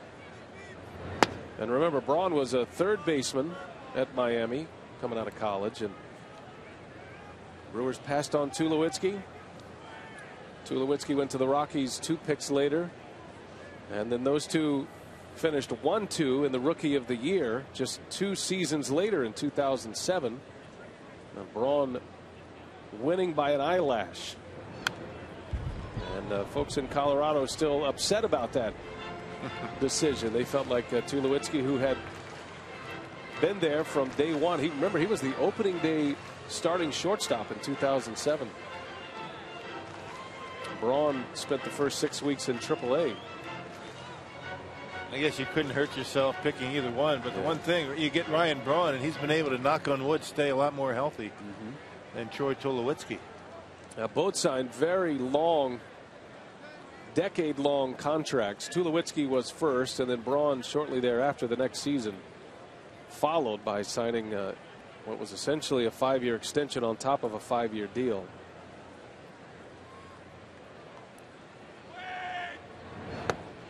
Tulowitzki chases one.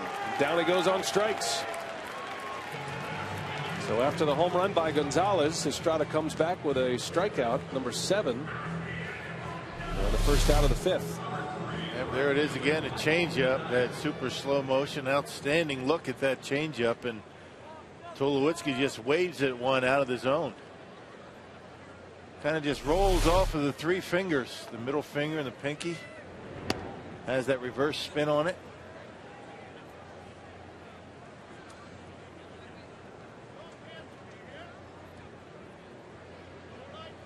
Michael Kadire takes strike 1. Kadire's been a free swinger tonight, but he takes the first 2 pitches in this at bat.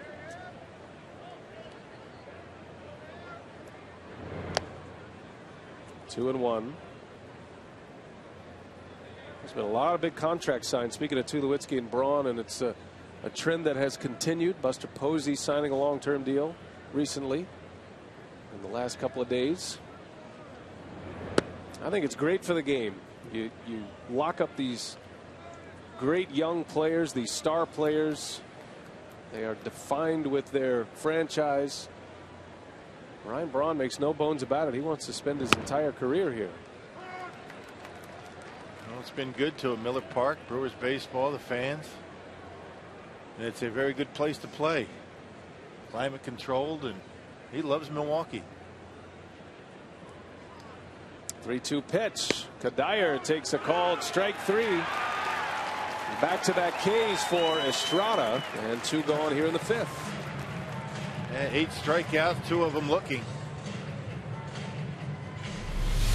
He caught Kadire looking for a off-speed pitch, well located down in the zone. You can see Marco did a nice job in that at bat, keeping it down. So here's Todd Helton now, and he takes strike 1.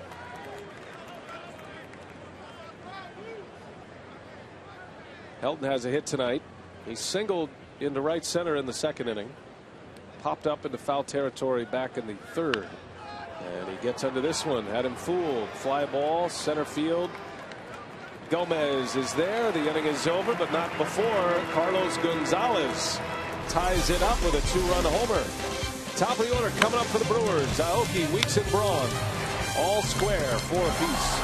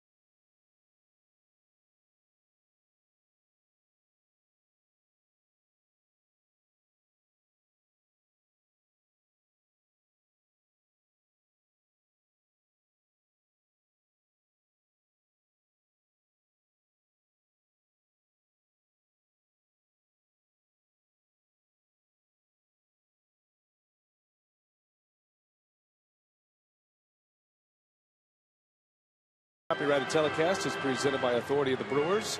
May not be reproduced or retransmitted in any form, and the accounts and descriptions of this game may not be disseminated without express written consent of the Brewers. Nori Aoki will lead off for Milwaukee. Top of the order coming up, and first ball swinging. Aoki bounces out to second base. And suddenly, Rock, you look up at Jorge De La Rosa. After that 2-run home run by Braun, he's retired 7 straight. Yeah, he's looked much better. He's been able to locate better and starting to get his changeup a little bit more down in the strike zone since that homer.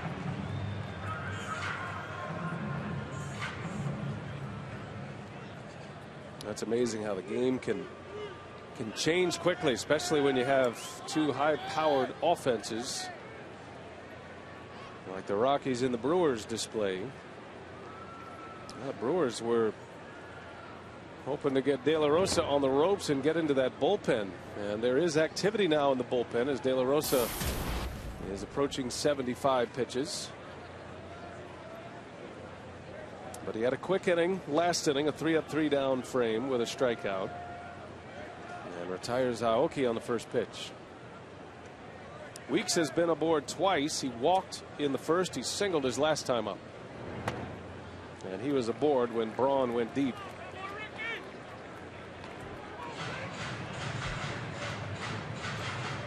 Edgmer Escalona is loosening in the Rockies bullpen.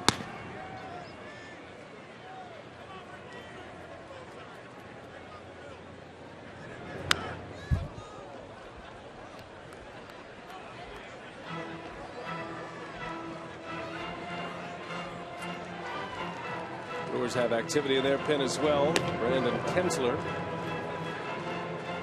Marco Estrada through 5 innings, giving up 4 runs on a couple of home runs. Tulowitzki and Carlos Gonzalez. Well, those 2 are off to great starts. Well, you really don't worry too much about the numbers for those 2 if they stay healthy. It's the other guys around them that are going to have to do something, just like Ryan Braun, Ramis Ramirez. The Brewers really started to get going when those guys around them started to get hits. Ricky Weeks got hot. Corey Hart started to really swing the bat well. And Weeks draws the walk. So that snaps the run for De La Rosa. After retiring 7 straight, the Brewers have a man on, and Weeks aboard for the 3rd time tonight. Ryan Braun will hit with a man on, just like he did in the 3rd, and he did not miss. Opposite field home run for Braun. Powerball home run number 1 of the season for the man who led the National League in home runs last year. On a pitch that you're really not going to see too many home runs hit. Well, if you're going to take out De La Rosa, this might not be a bad time to do it, considering all the success that Ryan Braun has had against him. But they're going to stick with him. A 1-for-2 night for Braun tonight has actually dropped his career batting average significantly against De La Rosa. I think this trip to the mound may very well be a stall tactic. But if I'm Walt Weiss, I'm thinking about a pitching change. Yep.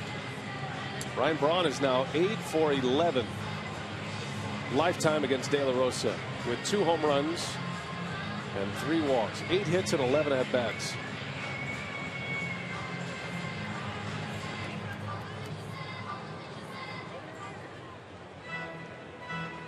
Escalona is ready in the bullpen, and we'll see if Weiss makes the move here. First year big league skipper having to make a pretty tough call. No surprise, here he comes. That'll do it for De La Rosa. So the Brewers, in fact, chase the Rockies starter, unable to get through 5. So Weiss calls for the right-hander. Escalona will set him up when we continue. Braun at the plate, all tied at 4.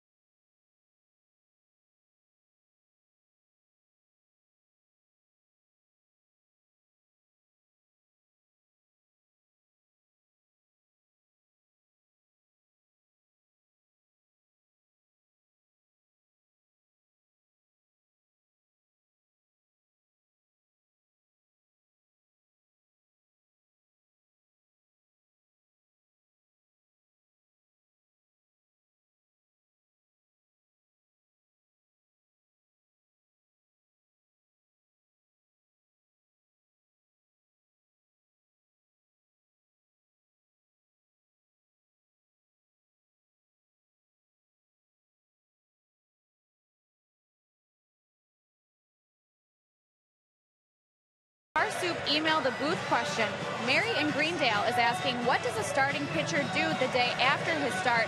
So in this case, what was it like for Yovani Gallardo after his opening day start yesterday? Well, we saw him come to the ballpark. He takes batting practice with the starting pitchers like he does just about every single day. They do an awful lot of running, whether it be on a treadmill, riding the bike, trying to get some of the toxins out of the arm. I'm sure that head trainer Dan Wright or Dave Yeager kind of work out some of the kinks, and we put some heat, some cold, whatever, and it's just a day to relax, basically, and just kind of get ready for your next start. Now tomorrow he'll start a little bit of light throwing.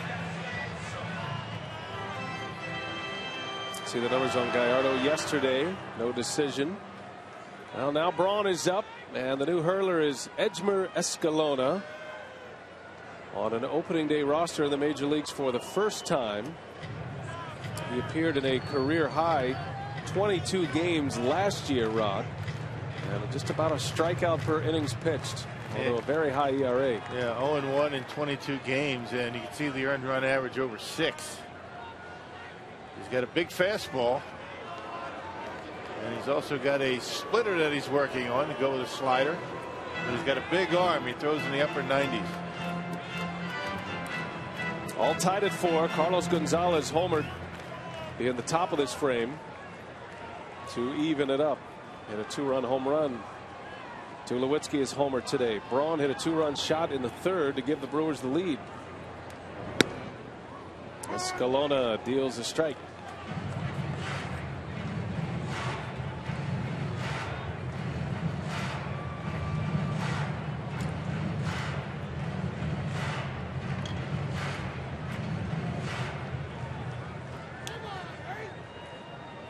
Ricky Weeks drew the 1-out walk, sending Walt Weiss to his bullpen here as Braun a little bit late fouls it away.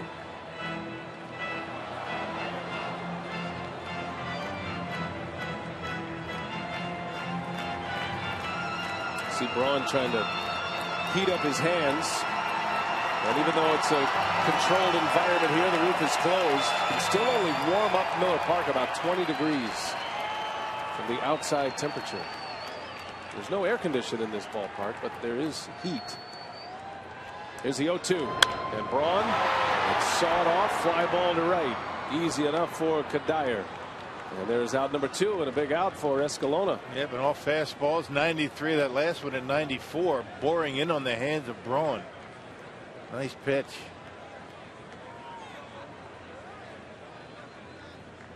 That'll bring up Aramis Ramirez.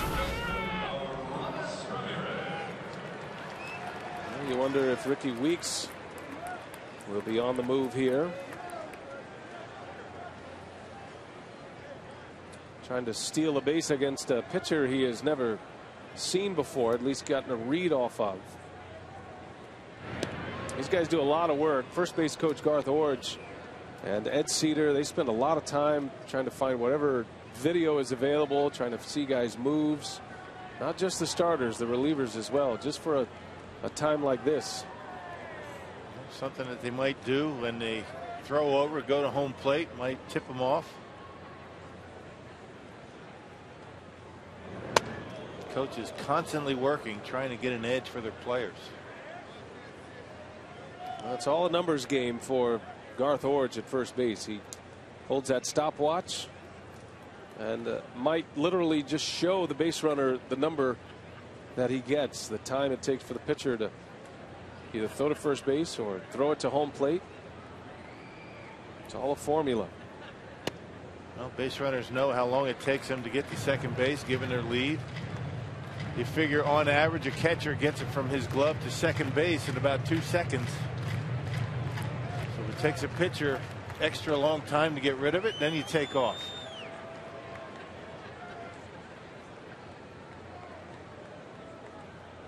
Wants to come with a fastball. Coming inside too. And Ramirez takes it for ball 3.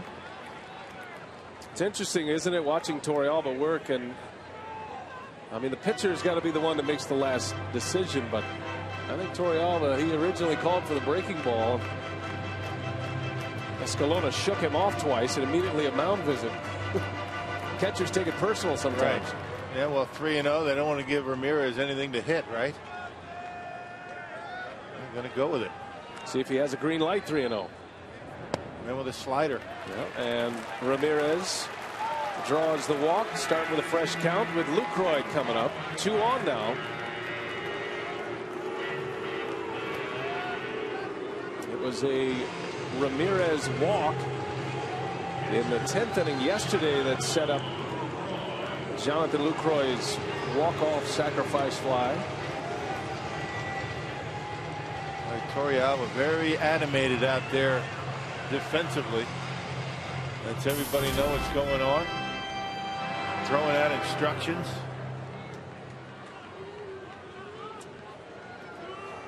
So 2 on, 2 out in a tie game. Lucroy takes a breaking ball inside. Can't close the book just yet on De La Rosa. He goes 4 1/3, giving up 4 runs at this point. Weeks still his responsibility at second. Lucroy, center field off the end of the bat. Fowler coming in. He's got it. And the side is retired. The Brewers strand a pair, and we are still tied at 4 after 5.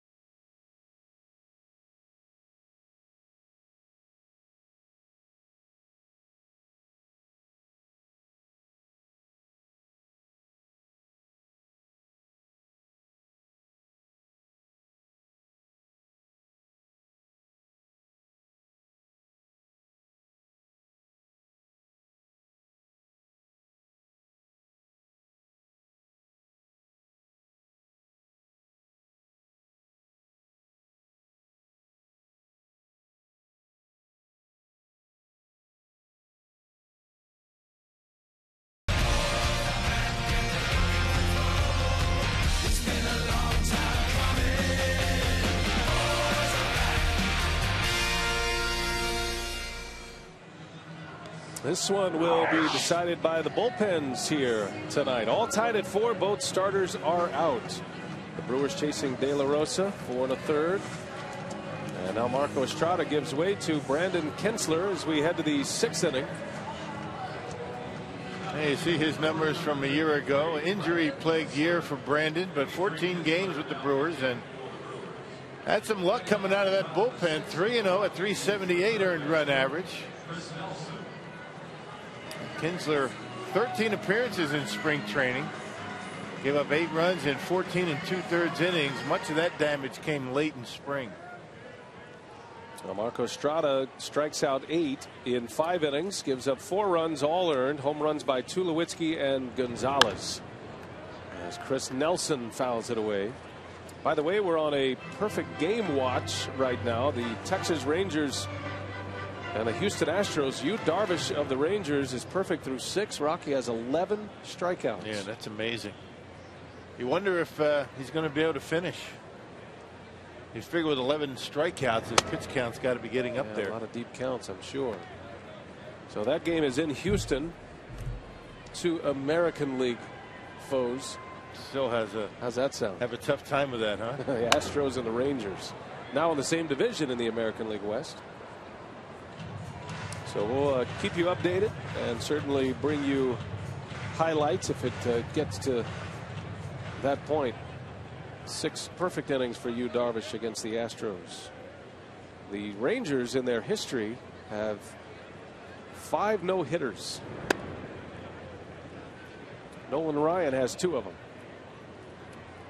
I didn't remember Bert Blyleven throwing a no-hitter as a Ranger. You remember that? 1977. That surprised me. That was late in the year in '77. The Hall of Famer, Bert Blyleven, our colleague in Minnesota. There's a called strike, and down goes Nelson as Kinsler burns off the edge. Well, the Brewers struck out 11 Colorado Rockies on opening day yesterday, and well on their way to that today. That's number 9 for the Brewers.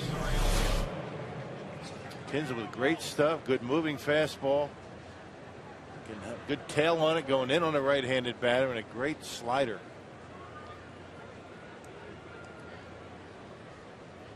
So retiring Nelson for the first time, and now Yorvi Torrealba. Pitcher spot due up next. A breaking ball from Kinsler.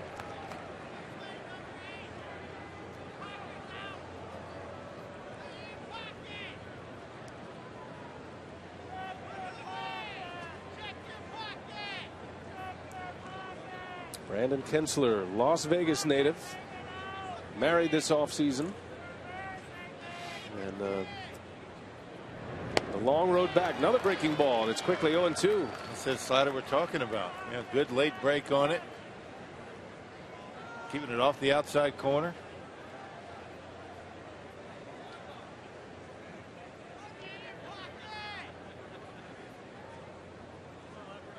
Here's the 0-2. Torrealba down on strikes.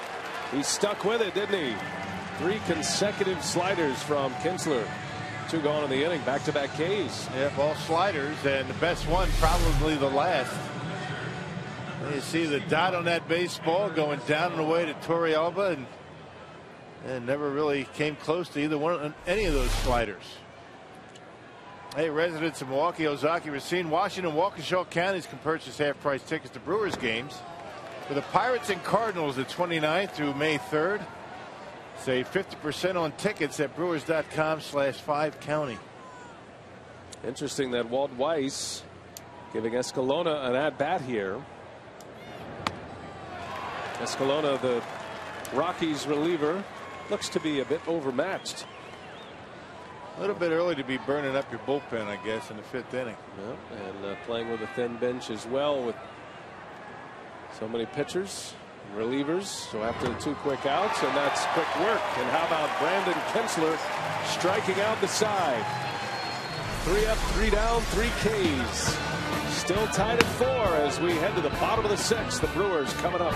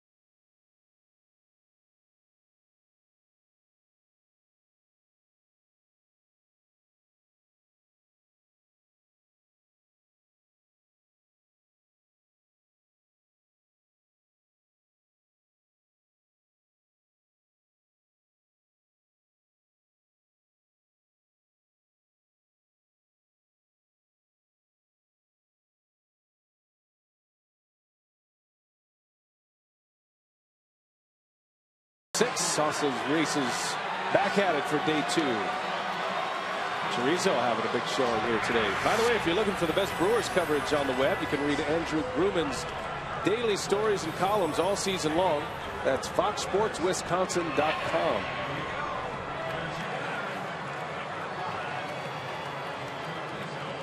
Chorizo All the way. coming up champ, sporting the Black Sox. Well done. Well done. Indeed. A little strut going. I don't know if that's a limp or a strut, but Chorizo is looking good. Alex Gonzalez ready to lead off. Looks like Yorby Torrealba, the Rockies catcher, has a busted glove. It's going to need a little patchwork. Every ball club has a stitch man.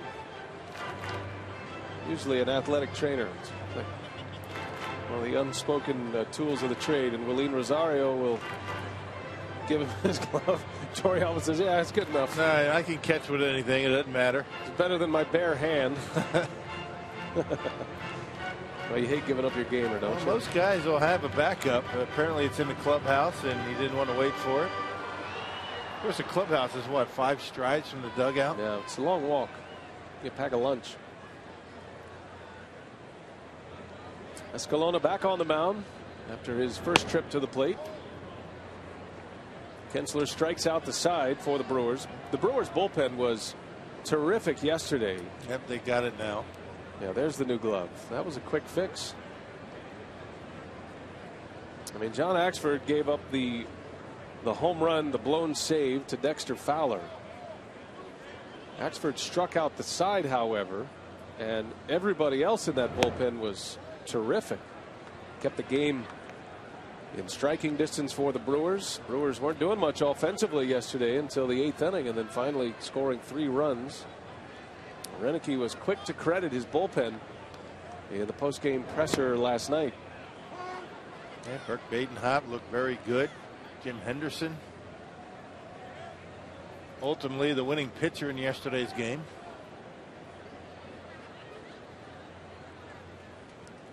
It was a good one to win. It would have been a very tough one to lose after giving up a lead with 2 outs in the 9th inning. And you hope Axford's going to be able to bounce back and shake some of those memories from last year. The Brewers had a tough time finishing games. Most blown saves in the major leagues as a team and individually for Axford. Gonzalez, right field line, long way to go. Kadire, and did he get it? That's in foul territory. He made the play. Nice catch. Michael Kadire challenging that iron rail down there. Yeah, not much room between the line and the stands, and Michael Kadire, very good outfielder, can play the infield and able to reach out and make the grab. Those are the kind of at bats that upset you. Had to count in your favor, 2-1, and let the ball get in on him and popped out. Nothing worse than fouling out as a hitter. So here's Gomez now. He whistles one to third. Terrific play by Nelson. A backhanded stab. Well, he's a very good third baseman, and he's shown his skill already in this series. 2 outs. Yeah, playing a little bit off the line, and Gomez trying to ticket that left field line and able to snare it. A breaking ball that stayed up, and Nelson able to keep it in the web. 2 up, 2 down for Gene Segura. Pitcher spot due up next. And it'll be interesting to see if Segura makes an out, if Renicky goes back to Kinsler for a second inning after he blew through the Rockies order in the 6th. But he would love to give a bench player an at-bat in this inning. Segura's got to reach to do that. By the way, Rock, got an update from Houston. Yu Darvish is now through 7 innings. 7 perfect innings with 12 strikeouts. He's sitting at 93 pitches in his first start of the year. Can't take him out. No. There's no way. You think Mike Maddox is going to recommend to Gene Washington to take him out? I doubt it. Those are what the numbers look like. 7 perfect innings. for Yu Darvish in Houston, and a big story early in the season. We'll keep you posted. Rangers are batting now in the top of the 8th. And by the way, Texas has a 3-0 lead in that game, so a little cushion to work with.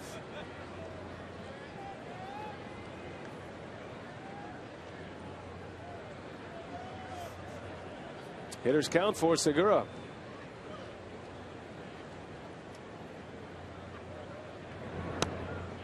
There's strike 2. The Rangers do have a perfect game in their history, their franchise history.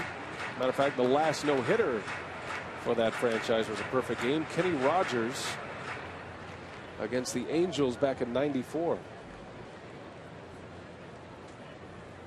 He had 3 no-hitters in a 5-year stretch in Arlington.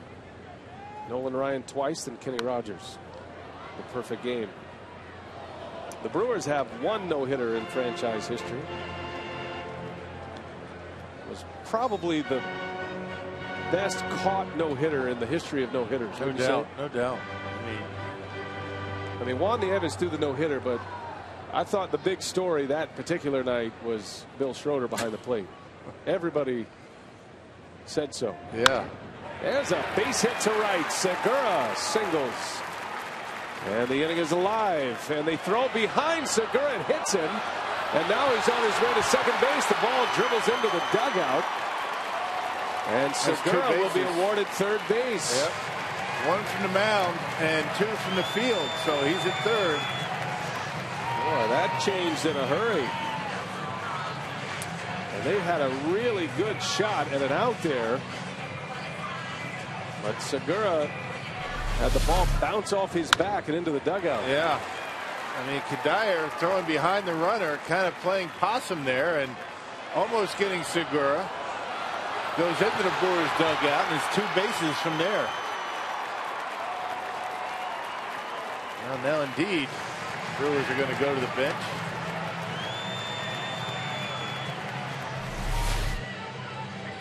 Segura with a single to right, be a 2-base error on Kadire, although it was a good throw. I think Helton probably let that ball travel a little too far. He was trying to get a quick tag on Segura. The ball bounced off the base runner. Well, he let Segura get between he and the bag.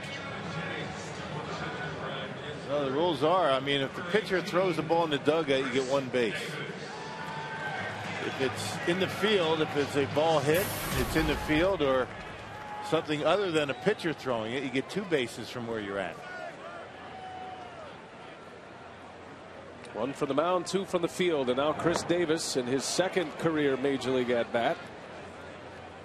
A chance to drive in a run here. 25-year-old out of California on a big league roster for the first time. Made his debut yesterday in a big spot late in the game.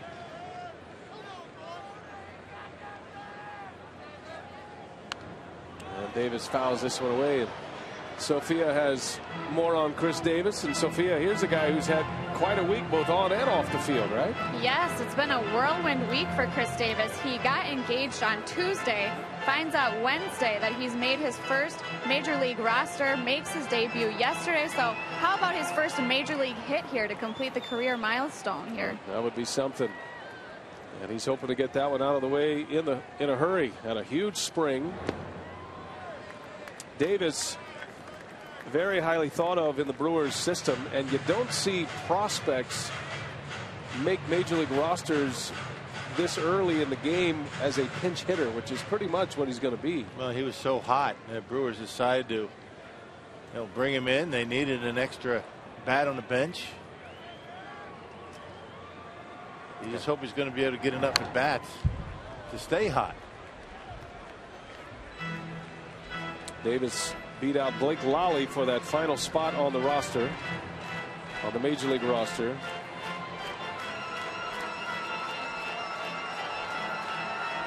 Well, the outfield is going to be tied up for a while, and Davis is an outfielder by trade. With Braun and Gomez signed to long-term deals. Aoki, you got Logan Schaefer as well. But this guy can hit. And a swing and a miss. Down he goes. A big cut on a 2-strike pitch. And the Brewers strand a runner at third. We're still tied at 4.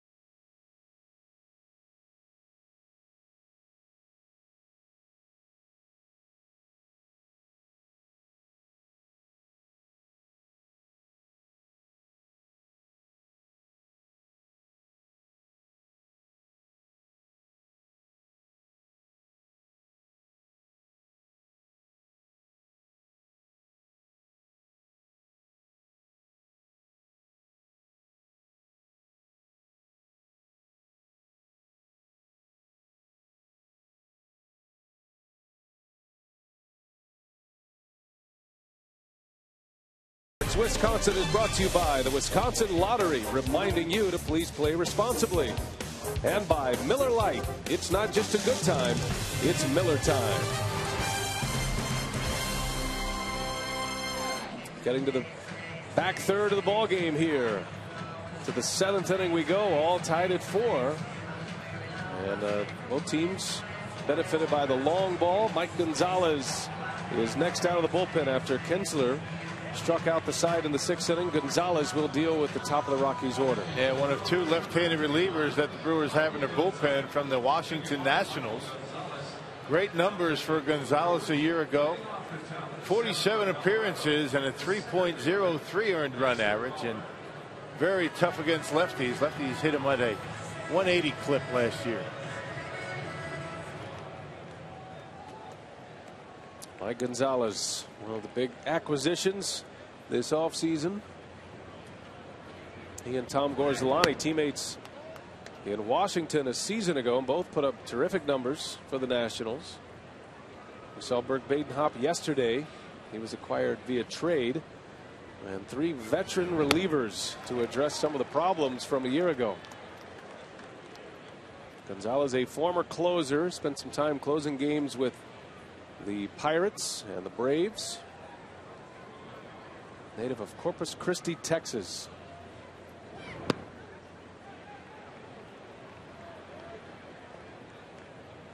He's got a fastball in the low 90s, a slider to go with it. Dexter Fallow, the switch hitter, turns around and bats right-handed. Fowler able to lay off, and the count goes to 3-1. Now pitching in his 11th year and a career ERA under 3. And he issues a walk, and that certainly is a problem for Gonzalez, his command. And when he struggles, he typically puts himself in bad spots with the free passes. This is game 2 here tonight. We'll wrap it up tomorrow. Our Miller Lite What's on Tap. Willie Peralta against Juan Nicasio. The hard-throwing Peralta getting his first start of the season after a great finish to the year, being promoted to the big leagues last year. Quite a contrast in styles from Estrada to Peralta. That's tomorrow, and we'll have it for you here on Fox Sports Wisconsin. Rutledge gets a bunt down. Tough play. Lucroy's throw is late. Rutledge bunts for a hit, and the Rockies with 2 on and nobody out in the 7th inning, and the muscle coming up. Yeah, nice bunt. You know, he hides the bunt pretty well. I think that Lucroy and Gonzalez weren't sure who was going to get it. It's ordinarily a baseball that Lucroy is probably going to be able to handle. But Rutledge with good speed. I mean, he's a guy that can run pretty well. He beats it at first base. And that leadoff walk sets the inning up. And now Rutledge with the bunt single, 2 on. And 2 hot hitters coming up. Gonzalez, a 2-run home run his last time up. That tied the game at 4. He's 1 for 3 today. Broken bat. Gonzalez trying to avoid the bat. Cannot make a play. Oh man, things are unraveling here for the Brewers. That looked like an out somewhere for sure. But the end of that bat was helicoptering towards Alex Gonzalez, and he was just trying to get out of the way. Yeah, well, bad luck this inning for Gonzalez, but you can see that Alex, not sure where that ball is going to end up. He's worried about the end of the bat, and I guess that's got to be an error, doesn't it?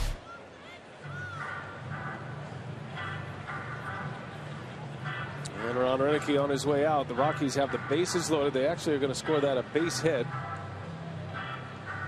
due to distraction. So with Tulowitzki coming up, Renicky is going to call on his ground ball specialist, Bert Badenhop. Gonzalez with a walk and 2 hits, and the Brewers in big trouble here. We'll take a timeout.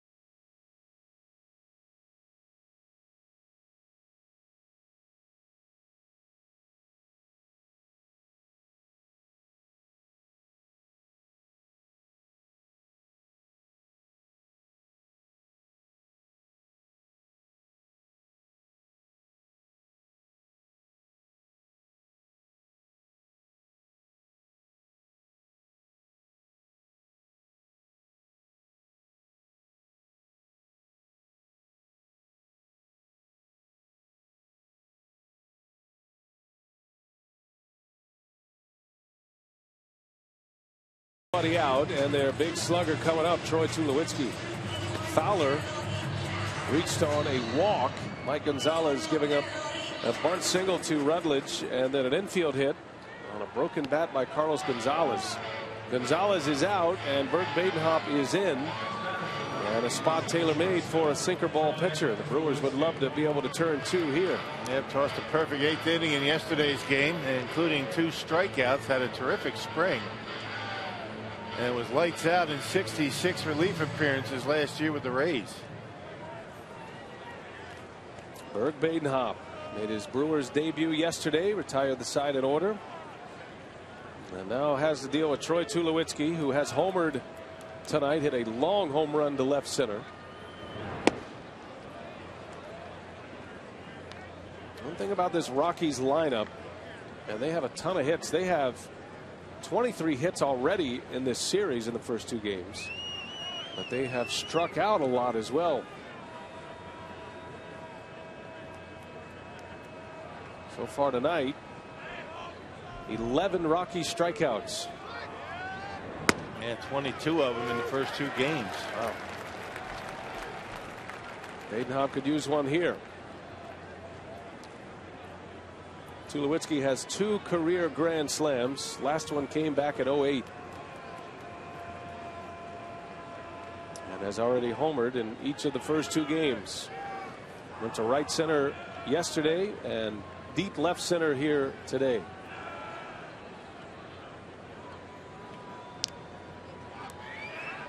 Colorado with great speed on the bases as well. Their 3 fastest players aboard: Fowler, Rutledge, and Gonzalez.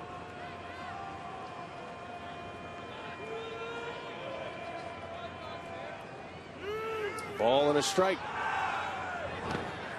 In the dirt, good block by Lucroy. 2-1 it goes.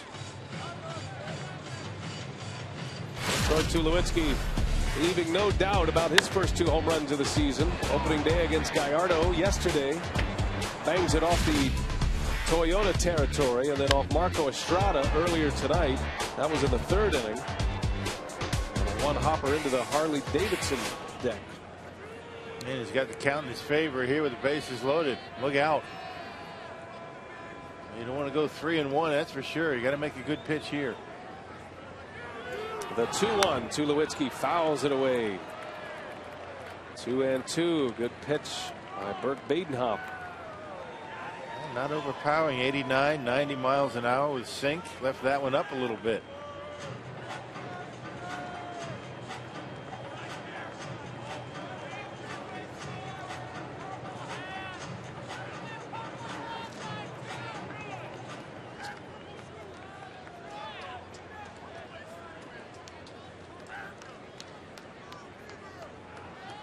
The at-bat that could change this game. Here's a 2-2. Tulowitzki chops it foul. Got a defensive swing.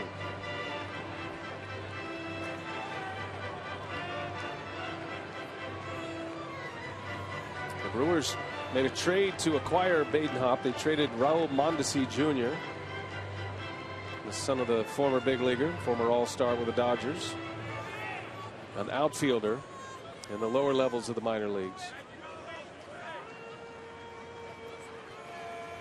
Coming off a great year with the Rays. Tulowitzki just got a piece.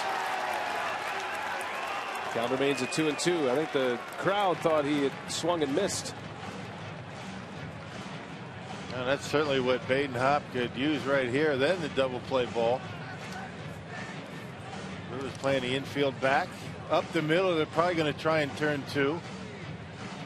If they're hit to the corners, they're going to go home to first. 30-year-old Burke Badenhop in a hot spot here in the 7th inning. Pitch number 7 of the at-bat coming against Troy Tulowitzki, and he'll back out.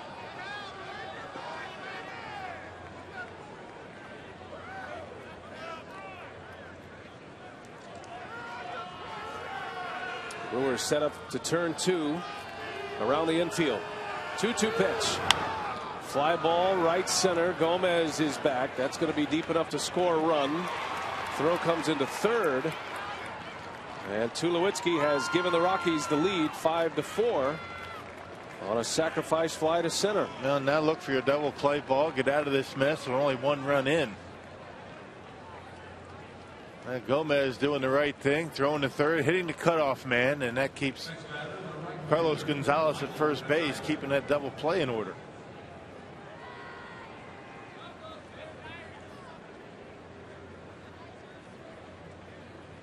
First and 3rd for the Rockies with 1 out, and here is Michael Kadire. We're still keeping our eye on the events down in Houston. Yu Darvish of the Rangers is perfect. Pitching in the 8th inning now with 1 out. Kadire swings away at the first pitch. Tough play and no play for Ramirez. How about this inning? The 3rd infield hit of the inning, and the Rockies now have a 6-4 lead. Sometimes it doesn't pay to hit the ball hard. A walk, a bunt base hit,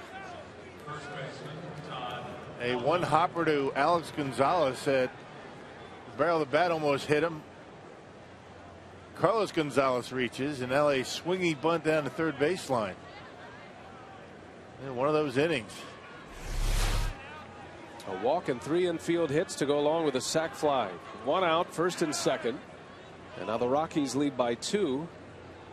And for the 2nd consecutive game, they post 12 hits. Todd Helton. And he lines one to center field. That sounded like he broke his bat.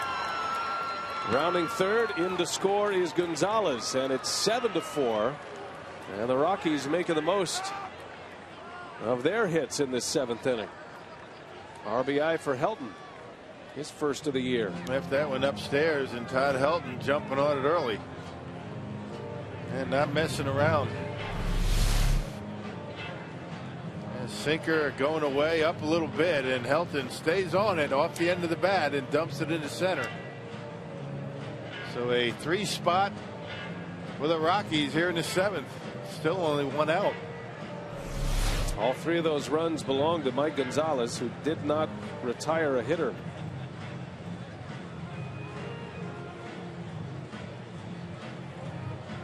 Rick Kranitz out. Quick visit with Bert Badenhop.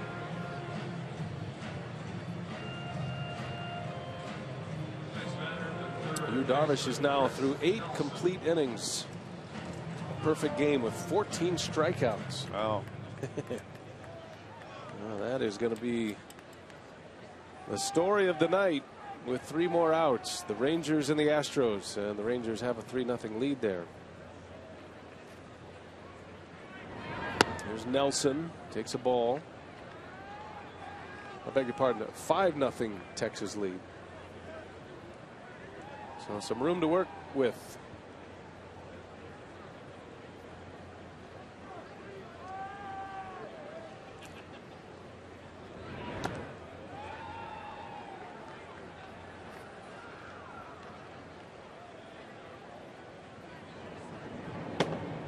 Now Tom Gorzolani getting loose. A rough inning here for the Brewers. None of the batted balls have found the sweet spot, but they have found the right holes. Yeah, but the key is for a team that has struck out a bunch, they've been putting the baseball in play in this inning. Put the bat on the ball and you give yourself a chance. Inning started with a walk, a bunt single by Rutledge. Gonzalez had that broken bat infield hit as the barrel of the bat went helicoptering toward Alex Gonzalez. Kadire with a swinging bunt infield hit, and Helton right off the end of the bat dumped one into center field for an RBI. 3 runs in, 7-4 Colorado.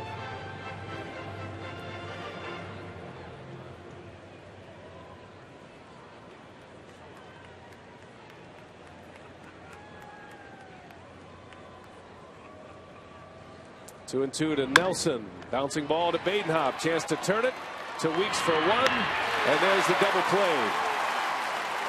It goes 1-4-3. But the Rockies score 3. And they lead 7-4 as we head to the home 7th. Stretch time at Miller Park.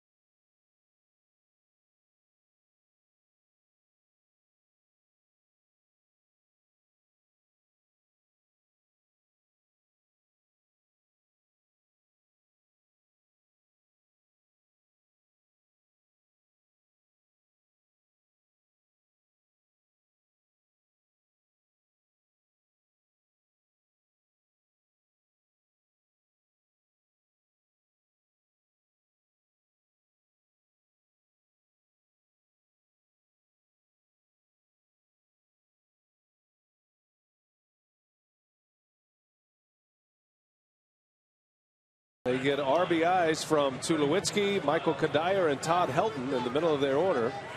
They lead 7-4. Reed Brignac will take over at third base for Colorado. In for Chris Nelson, and Matt Belisle is in the pitch. Double switch.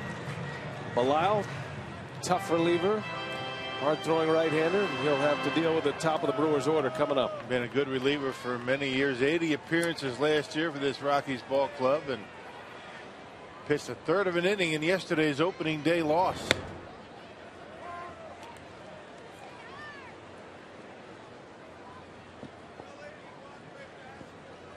Nori Aoki starts it off. 0 for 3 tonight.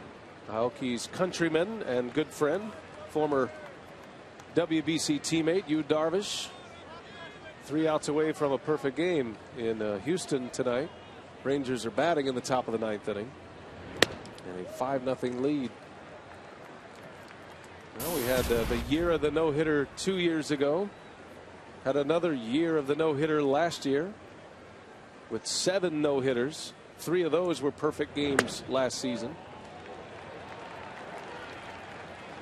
And we might have one to start the 2013 season in Game 2 for the Rangers.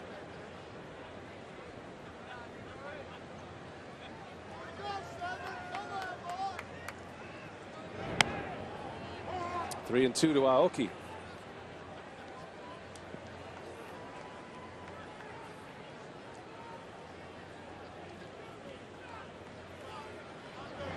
Aoki rips one back up the middle, base hit. And a good start to the 7th inning. The Brewers with a man on. It's a perfect job by Aoki, understanding what his job was. He took the 3-1 pitch, just trying to draw a walk, and then on a full count, watch him pull the hands in and get the barrel of the bat on that pitch middle in. Nice piece of hitting by Nori. So leadoff base runner here in the 7th. That's what you want to do, your leadoff hitter. You want a guy working the count, understanding the situation. Need base runners, and that's what he did.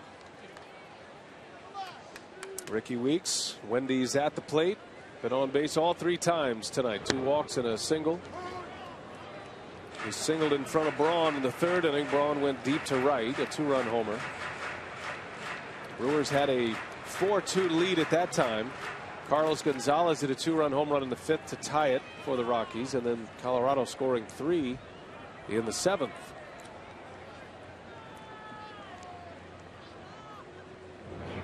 And Weeks on the ground to Tulowitzki. Taylor-made double play. 6-3 it goes.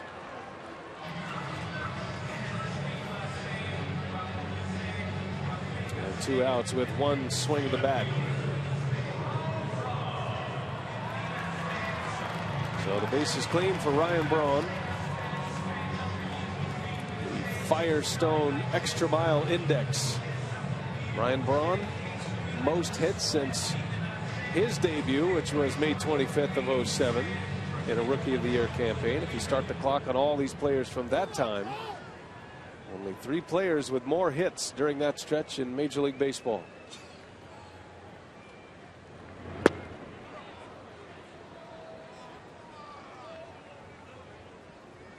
Braun belting his first home run of the season in the 3rd inning. Has 3 RBIs so far this year.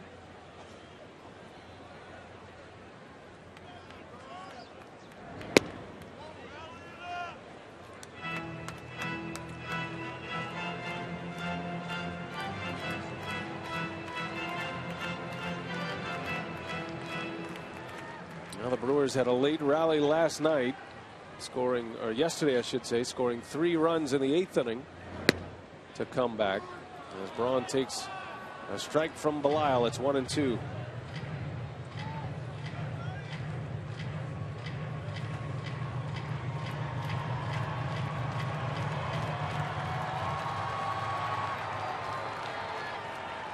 Everything at the bottom of the strike zone. And that didn't miss by much. 2-2 the count. Belisle is in the final year of his 3-year contract. And you got to bet there are going to be a lot of teams knocking his door down this offseason. Unless the Rockies can re-sign him to an extension. Yeah, this guy is a workhorse. 80 appearances last year, in the 70s the 2 previous seasons. And he strikes out Braun. A promising start with a base hit, but a 3-batter inning for Belisle. Still 7-4 Colorado.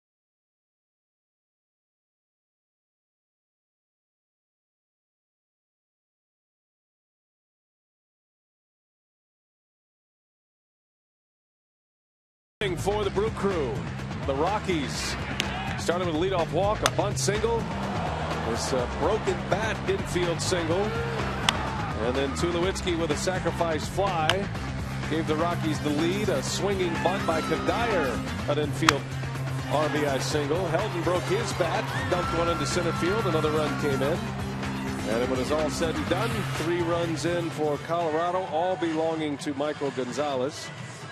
That is crazy as it gets, that inning. 3 runs on 4 hits and a walk. And the inning ended with a double play. Yeah, and you know, things never go well when you walk the leadoff hitter, and that was a perfect example of it there. Well, Tom Gorzolany, another one of those Washington Nationals from a year ago in that Brewers bullpen. 45 appearances. He did make a start last year. Very good numbers. 288 earned run average. And see the strikeouts for Gorzolany, 62 of them in 72 innings of work.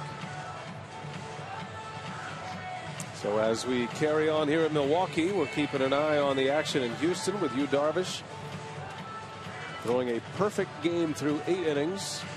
Rangers are batting in the 9th inning. They are leading 7-0. And we'll keep you posted on that. And if he does take it to the finish line, we hope to bring you some sights and sounds from Houston. 7-4 Colorado. Gorzolany's Brewers debut. He's a Midwest native from Illinois originally. Currently lives in Iowa City, Iowa. A big Hawkeyes fan.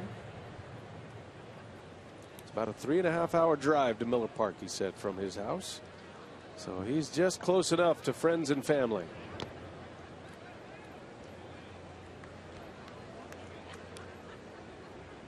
Gorzolany's been with the Pittsburgh Pirates, the Cubs, Washington last year, last couple of years with the Nationals.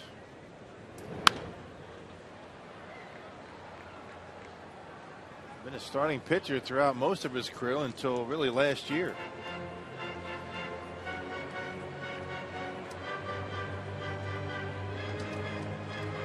And he said he's always willing to go back into the rotation, but prepared for the season as a reliever this year. All through spring training, short outings, just an inning at a time. Did have one outing where he went 2 innings. Little half swing. Did he go? No, he didn't. Able to check his swing.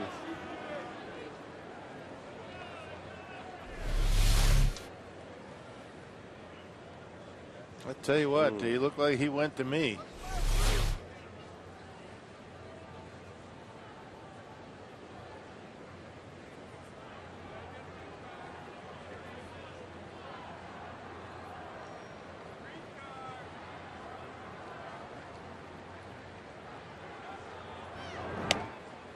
3-2 the count. Brewers signed Gorzelani to a 2-year deal after a terrific year last year with Washington, as Rock mentioned. Had a nice spring too for the Brewers. And there's ball 4, so a leadoff walk. And the 8th starts just like the 7th as we send it down to Sophia. What's happening in the Twitterverse? Well, Brian, plenty of plays for Brewers fans to be excited about from yesterday's season opener. So tonight on our AT&T Twitter poll, we're asking fans what was the highlight of opening day. 7% of fans said Aoki's home run, the first of the season for the Brewers. 3% said Alex Gonzalez's pickoff. 33% of fans went with the big 2-run double by Aramis Ramirez. And, of course, the fan favorite, 57% saying Lucroy's walk-off, that glamorous sac fly to win it all. Yeah, no kidding. And that's right. The one that won it could go for that. And as Gorzelani uncorks a wild pitch that allows Torrealba to second base. Well, this has been a rough couple of innings here for some new Brewer relievers. I'll tell you, he's turning around the bunt, screwing around the bunt, nearly got it right in the stomach. Able to get out of the way. Reed Brignac with his first at-bat of the season for the Rockies.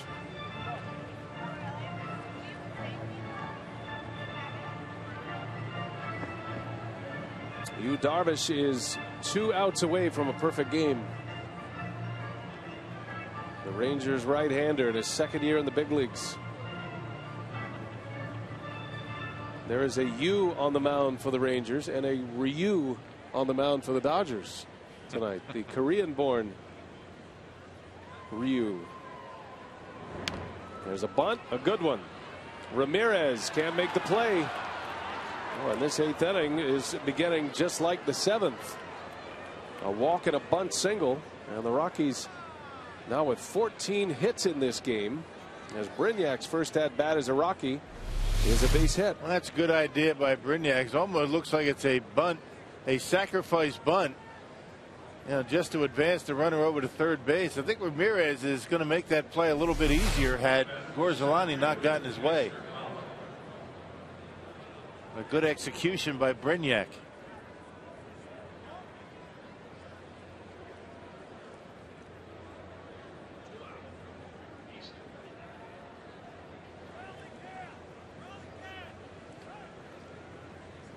First and third, nobody out, and here's Fowler, and he takes a ball.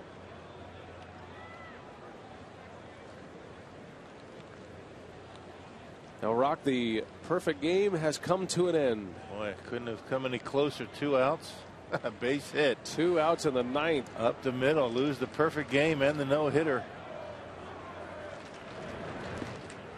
Ball skips away from Lucroy. Another wild pitch, the second one of the inning for Gorzelani. Yu Darvish gets 26 outs, gives up a base hit, immediately is taken out of the game. 111 pitches, that's why. Came within an out of a perfecto. Well, things aren't going well here. If you're on the Brewer side of the fence, infield in, second and third, nobody out, and Gorzelani struggling with his command here as Fowler bounces one foul. There's got to be some nerves that these guys are dealing with. You know, they've been around a while and been with a number of different teams, but you always want to do well in your first game and with a new team. Mike Gonzalez didn't record an out. Gave up a bunt single and a broken bat single along with a walk. 3 runs allowed. And it's been a walk and a bunt single against Gorzelani and 2 wild pitches. Fowler bounces one to second. Weeks for out number 1. And the runners have to stay put.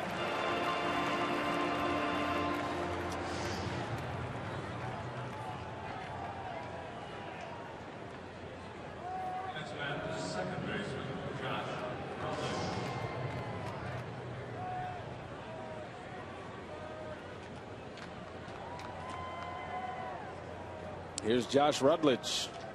who had that bunt single in the 7th inning. 2 infield hits tonight for Rutledge.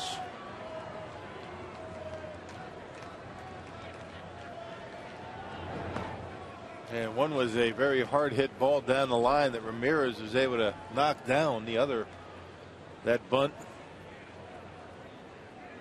These guys have been swinging the bats. Boy, 14 hits. Was it yesterday? 12 hits? 12 hits. And only 4 runs for the Rockies yesterday. Ball and a strike on Rutledge.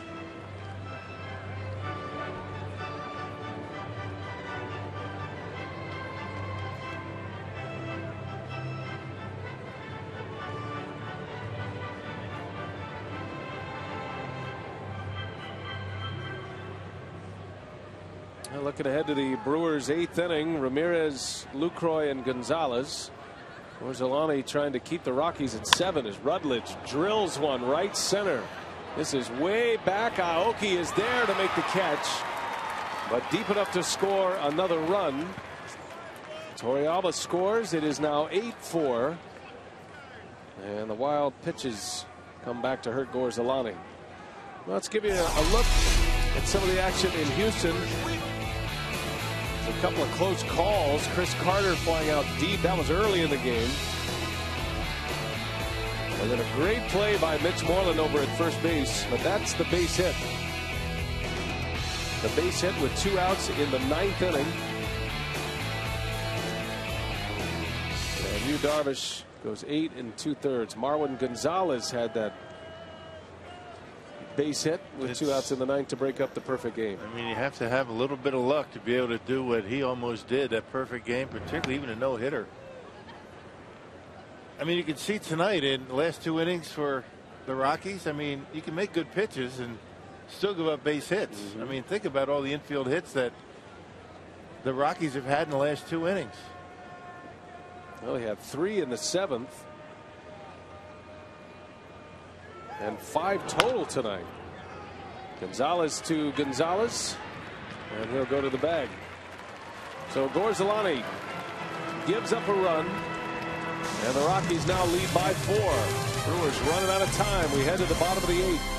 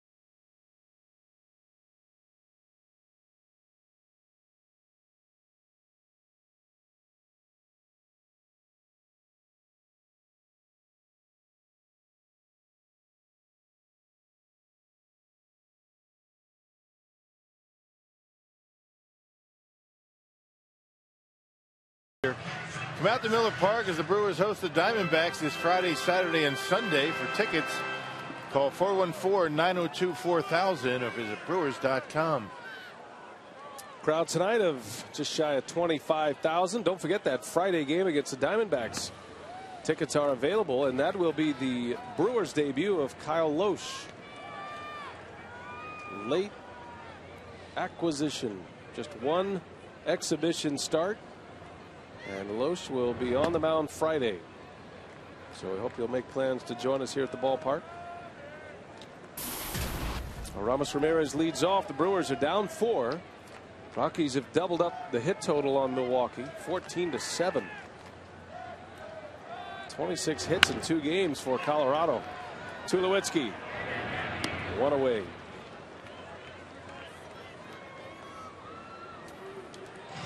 Tulowitzki's had a good night tonight. Homered in the 3rd. He drove in the go-ahead run in the 7th inning. Homered last night. And moving around pretty good at shortstop. That was a pretty good play. I mean, that groin that kept him out all last year, or just about all of last year. Seems to be having no problem with that. Lucroy takes strike 1.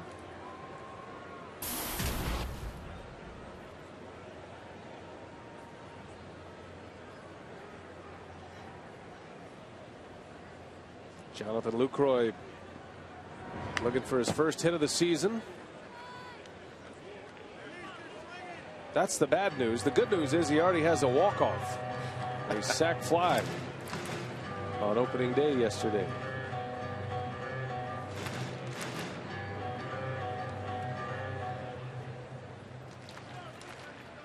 Lucroy said he was locked in when he left for the WBC to catch for Team USA. And came back a little rusty. It's a bouncer to 3rd. Brignac skies one. And Lucroy makes the turn, and he will make it to second base. Lucroy just kept on running. And the Rockies with their second error. They brought Brignac in on the double switch. He's a good defender, but a poor throw. That was a pretty good read off of that bad throw by Lucroy. That ball bouncing very hard away from Todd Helton. Had that ball got to him a little bit closer, it would have been an out at second, but that wasn't even close. Talk about airmailing one. Lucroy reads it very well and gets into scoring position. We'll see if the Brewers can chip away here. Down 4. And it'll be Alex Gonzalez with Lucroy at second base.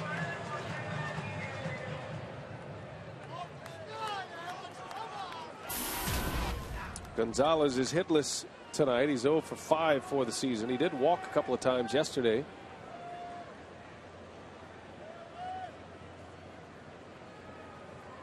It's got to be tough for Gonzalez to miss an entire season, or pretty much. He played just 1 month last year. You go that long without facing major league pitching, and now you're trying to come back, and not only are you trying to come back and hit, but you're playing a brand new position in first base. Yeah, and as you get older, it's a little bit tougher to come back from an injury and a surgery like the one that he had. And as you mentioned, the older you get, tougher it is to miss almost an entire season. Gonzalez into right center. Kadire closes, lays out, and makes a great catch. And the throw is in time for the double play. Wow, what a play. Michael Kadire with the play of the night in the major leagues. Fantastic catch, strong arm, and a double play to win the inning.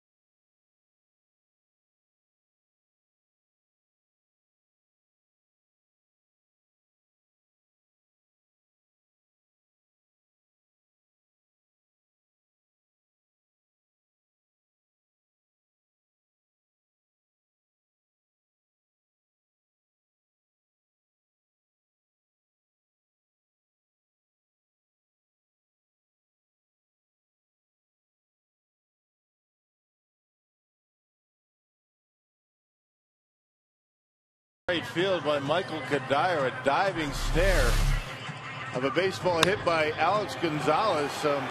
Bad base running by Jonathan Lucroy, down by 4 runs. You've got to be sure.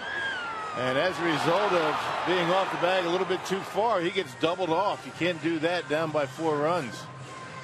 A little bit over anxious to score a run and gets doubled off. Well, a heck of a play by Michael Kadire.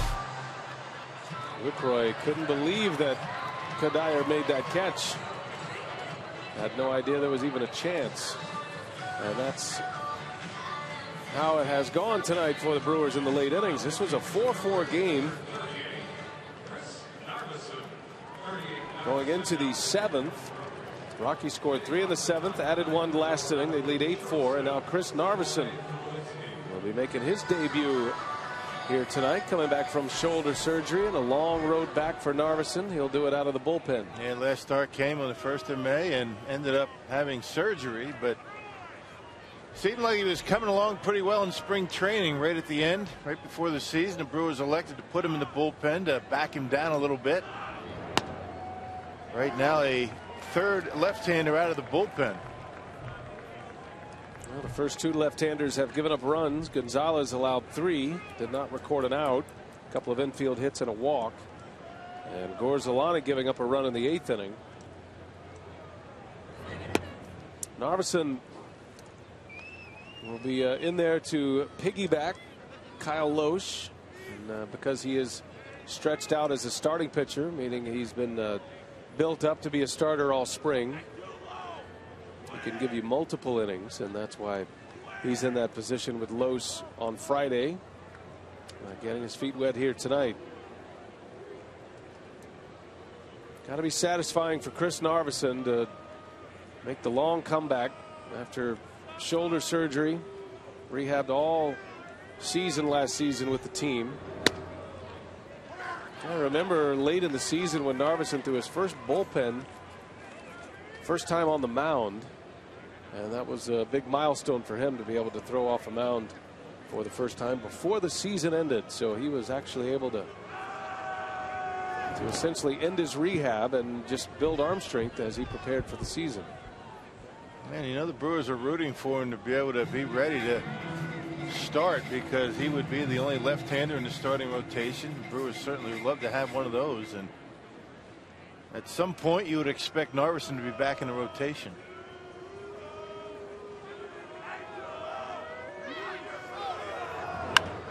Tulowitzki out in front. Out to Gomez, and there's out number 1. Don't forget, Brewers Live coming up soon as this game is over.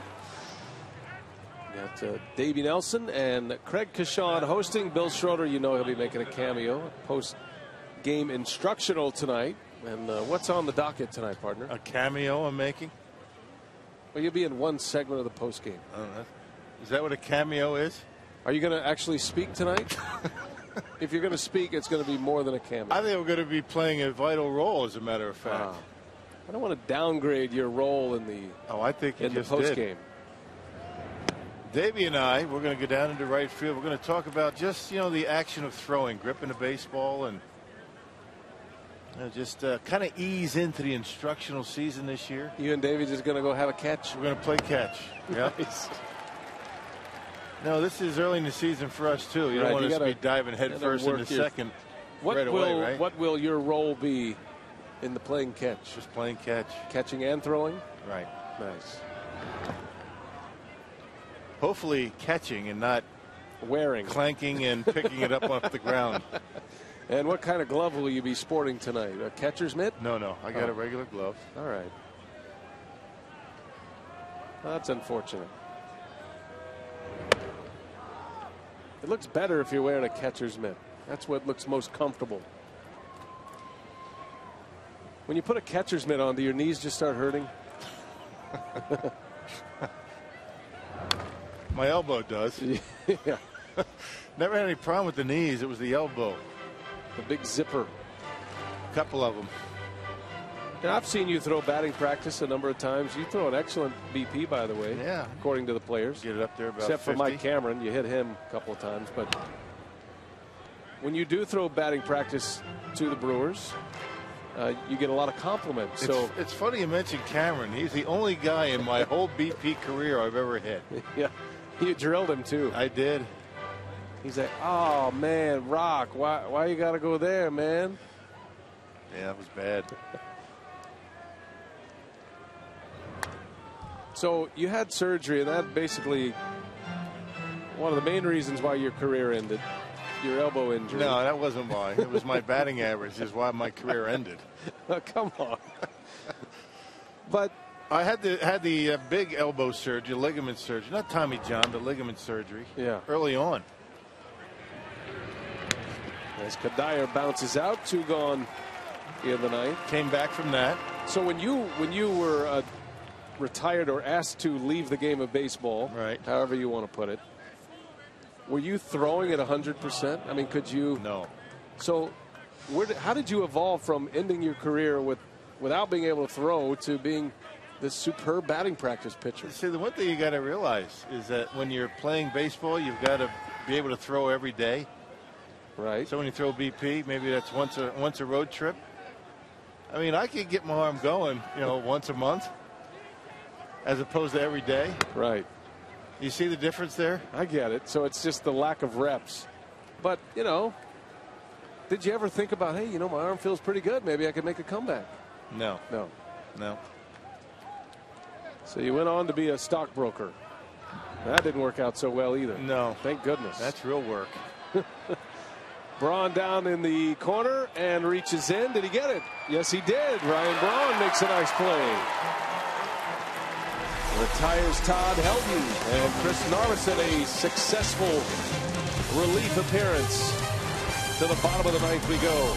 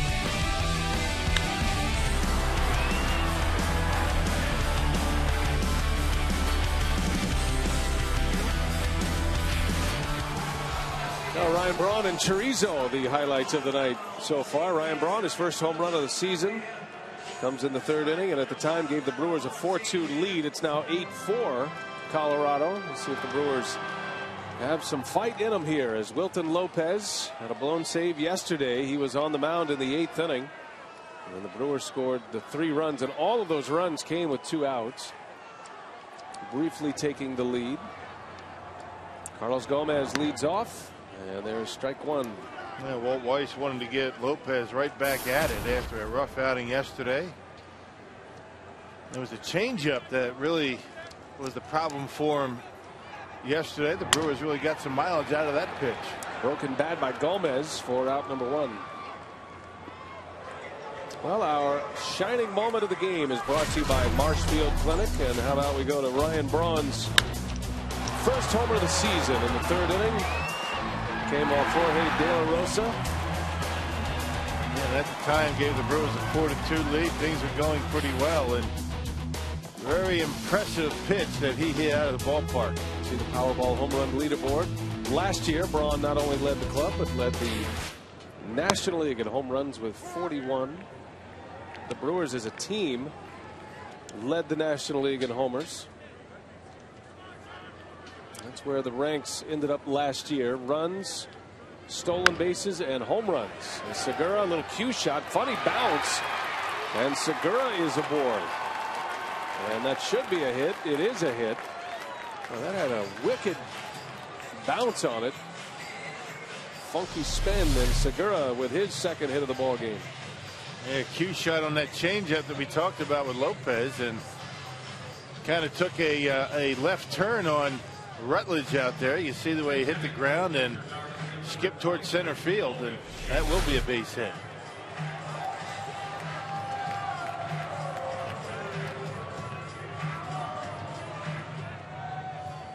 So with Segura aboard, Logan Schaefer will get a chance to swing the bat.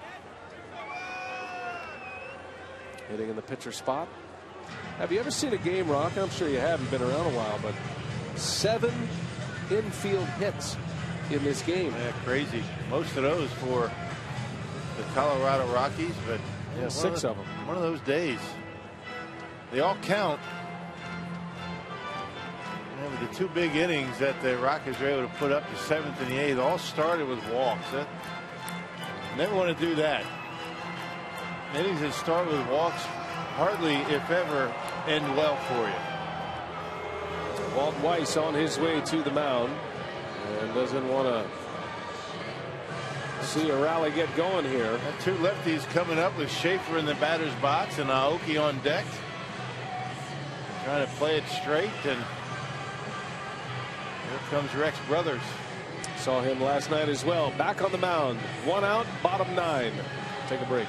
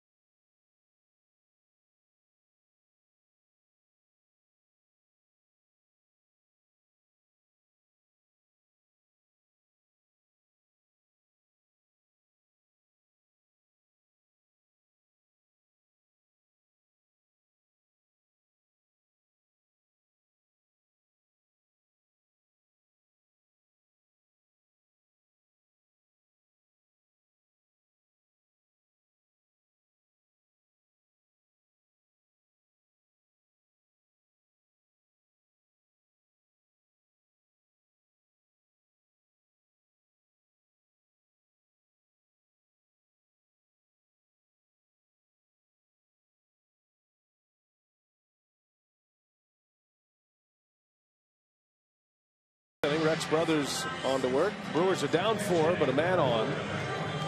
And 1 gone in the inning. And Renicky, with the left-hander in the game, will make another change. Schaefer, who is announced as a pinch hitter, is out. And Yunieski Betancourt is in to hit. And back with the Brewers after a terrific run in 2011. Boy, what a postseason he had for the Brewers in 2011. Was in camp with the Phillies and actually swung the bat well. He had a great spring in Florida with Philadelphia, but was not going to make their major league roster. The Brewers wanted him on their roster as a utility player. And here he is, another late acquisition this spring. And Brewers have 3 guys that can play shortstop on their roster: Betancourt, Gonzalez, and of course Gene Segura. So they have some flexibility on that bench. Move some guys around. Betancourt can play second base.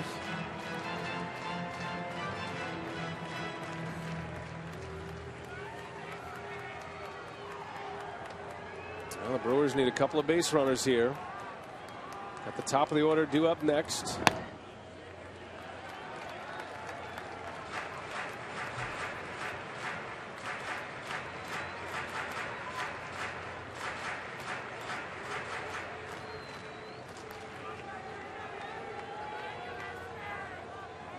Two balls and a strike. And it goes to 2-2.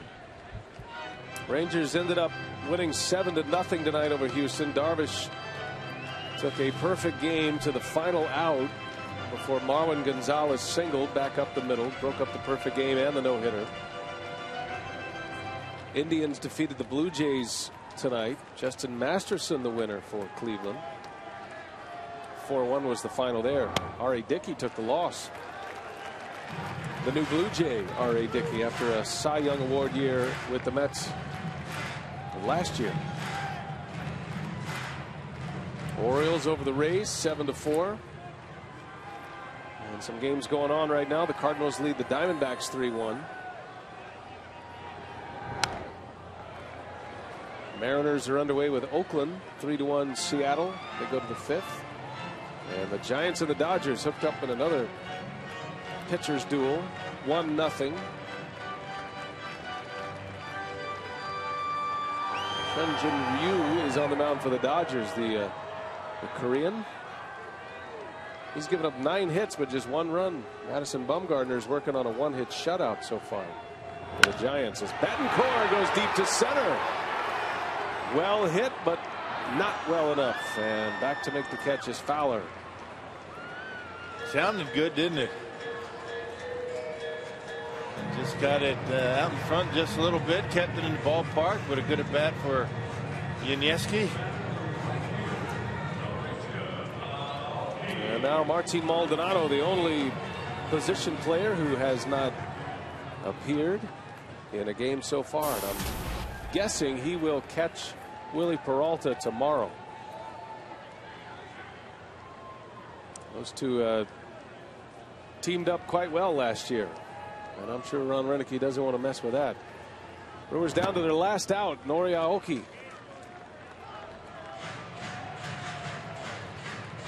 Don't forget, we're back at it tomorrow. 6:30 is airtime for Brewers Live. First pitch just after 7 o'clock. Willie Peralta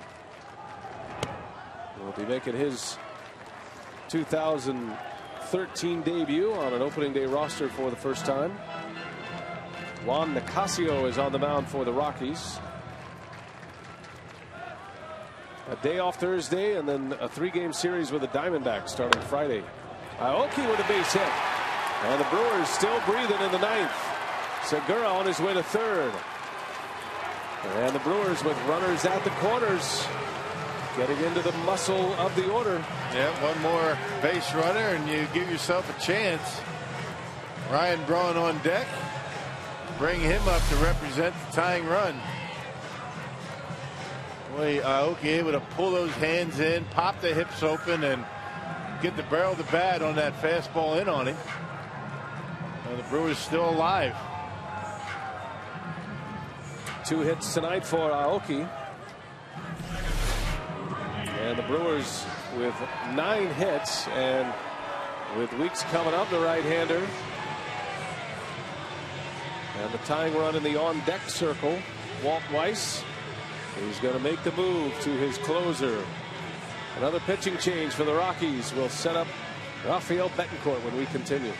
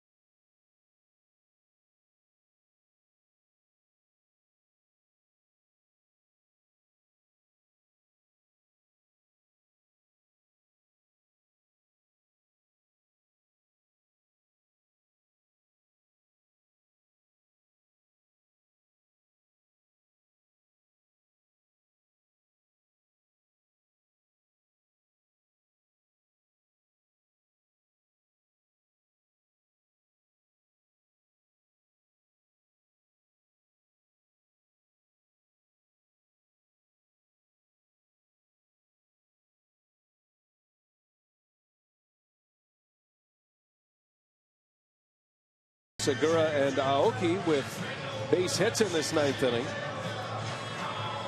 And Ricky Weeks due up. New pitcher, the Rockies closer, Rafael Betancourt. A good season for him a year ago. A great earned run average of 281, 60 appearances, and 31 saves. And Betancourt, a guy that stays away. He throws a fastball and a slider. Very deliberate out there. He's in no hurry to get rid of the baseball. Has been a very successful setup man throughout his career, but took over that closer's role for the Rockies last year. Did a nice job at 37 years of age now. Had 31 saves last season. Had some good years with the Indians. And was a real key to their postseason run in 2009. Setting up for Houston Street. So Betancourt ready to go. Brewers need one more base runner to bring the tying run to the plate. And Ryan Braun is waiting on deck. Just the guy the Brewers would love to have up there. Braun's already homered tonight.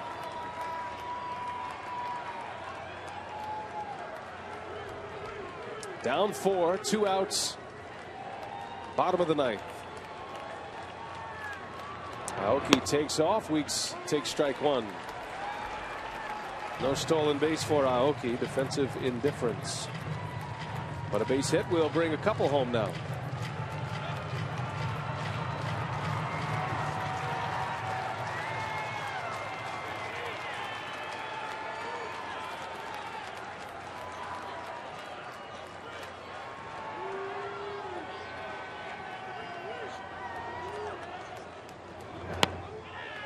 Ball and a strike. Betancourt doesn't have the velocity he once did, but he still throws hard. Well, he used to bring it in the upper 90s when he was in his prime. Unusual path to the closer's role at the age of 37. Weeks shatters his bat. Betancourt will make the play, and that is the ball game. So the Rockies win, and Walt Weiss with his first career major league win as a manager. Congratulations to Weiss, and the Brewers go to 1-1, an 8-4 victory. Escalona the winner. Marco Estrada takes the loss. Betancourt with his first save. So rubber game tomorrow. And the Brewers and the Rockies ready to go as we send it out to Craig Cashon. Time for Brewers Live. All right, Brian, thanks very much. The perfect season officially gone. Brewers 1-1. Looking to win that series tomorrow. We'll look ahead to that, but we'll get inside the Brewers clubhouse as well. Talk about tonight's game. Also hear from Ron Renicky plus our on-field instructional all on the way.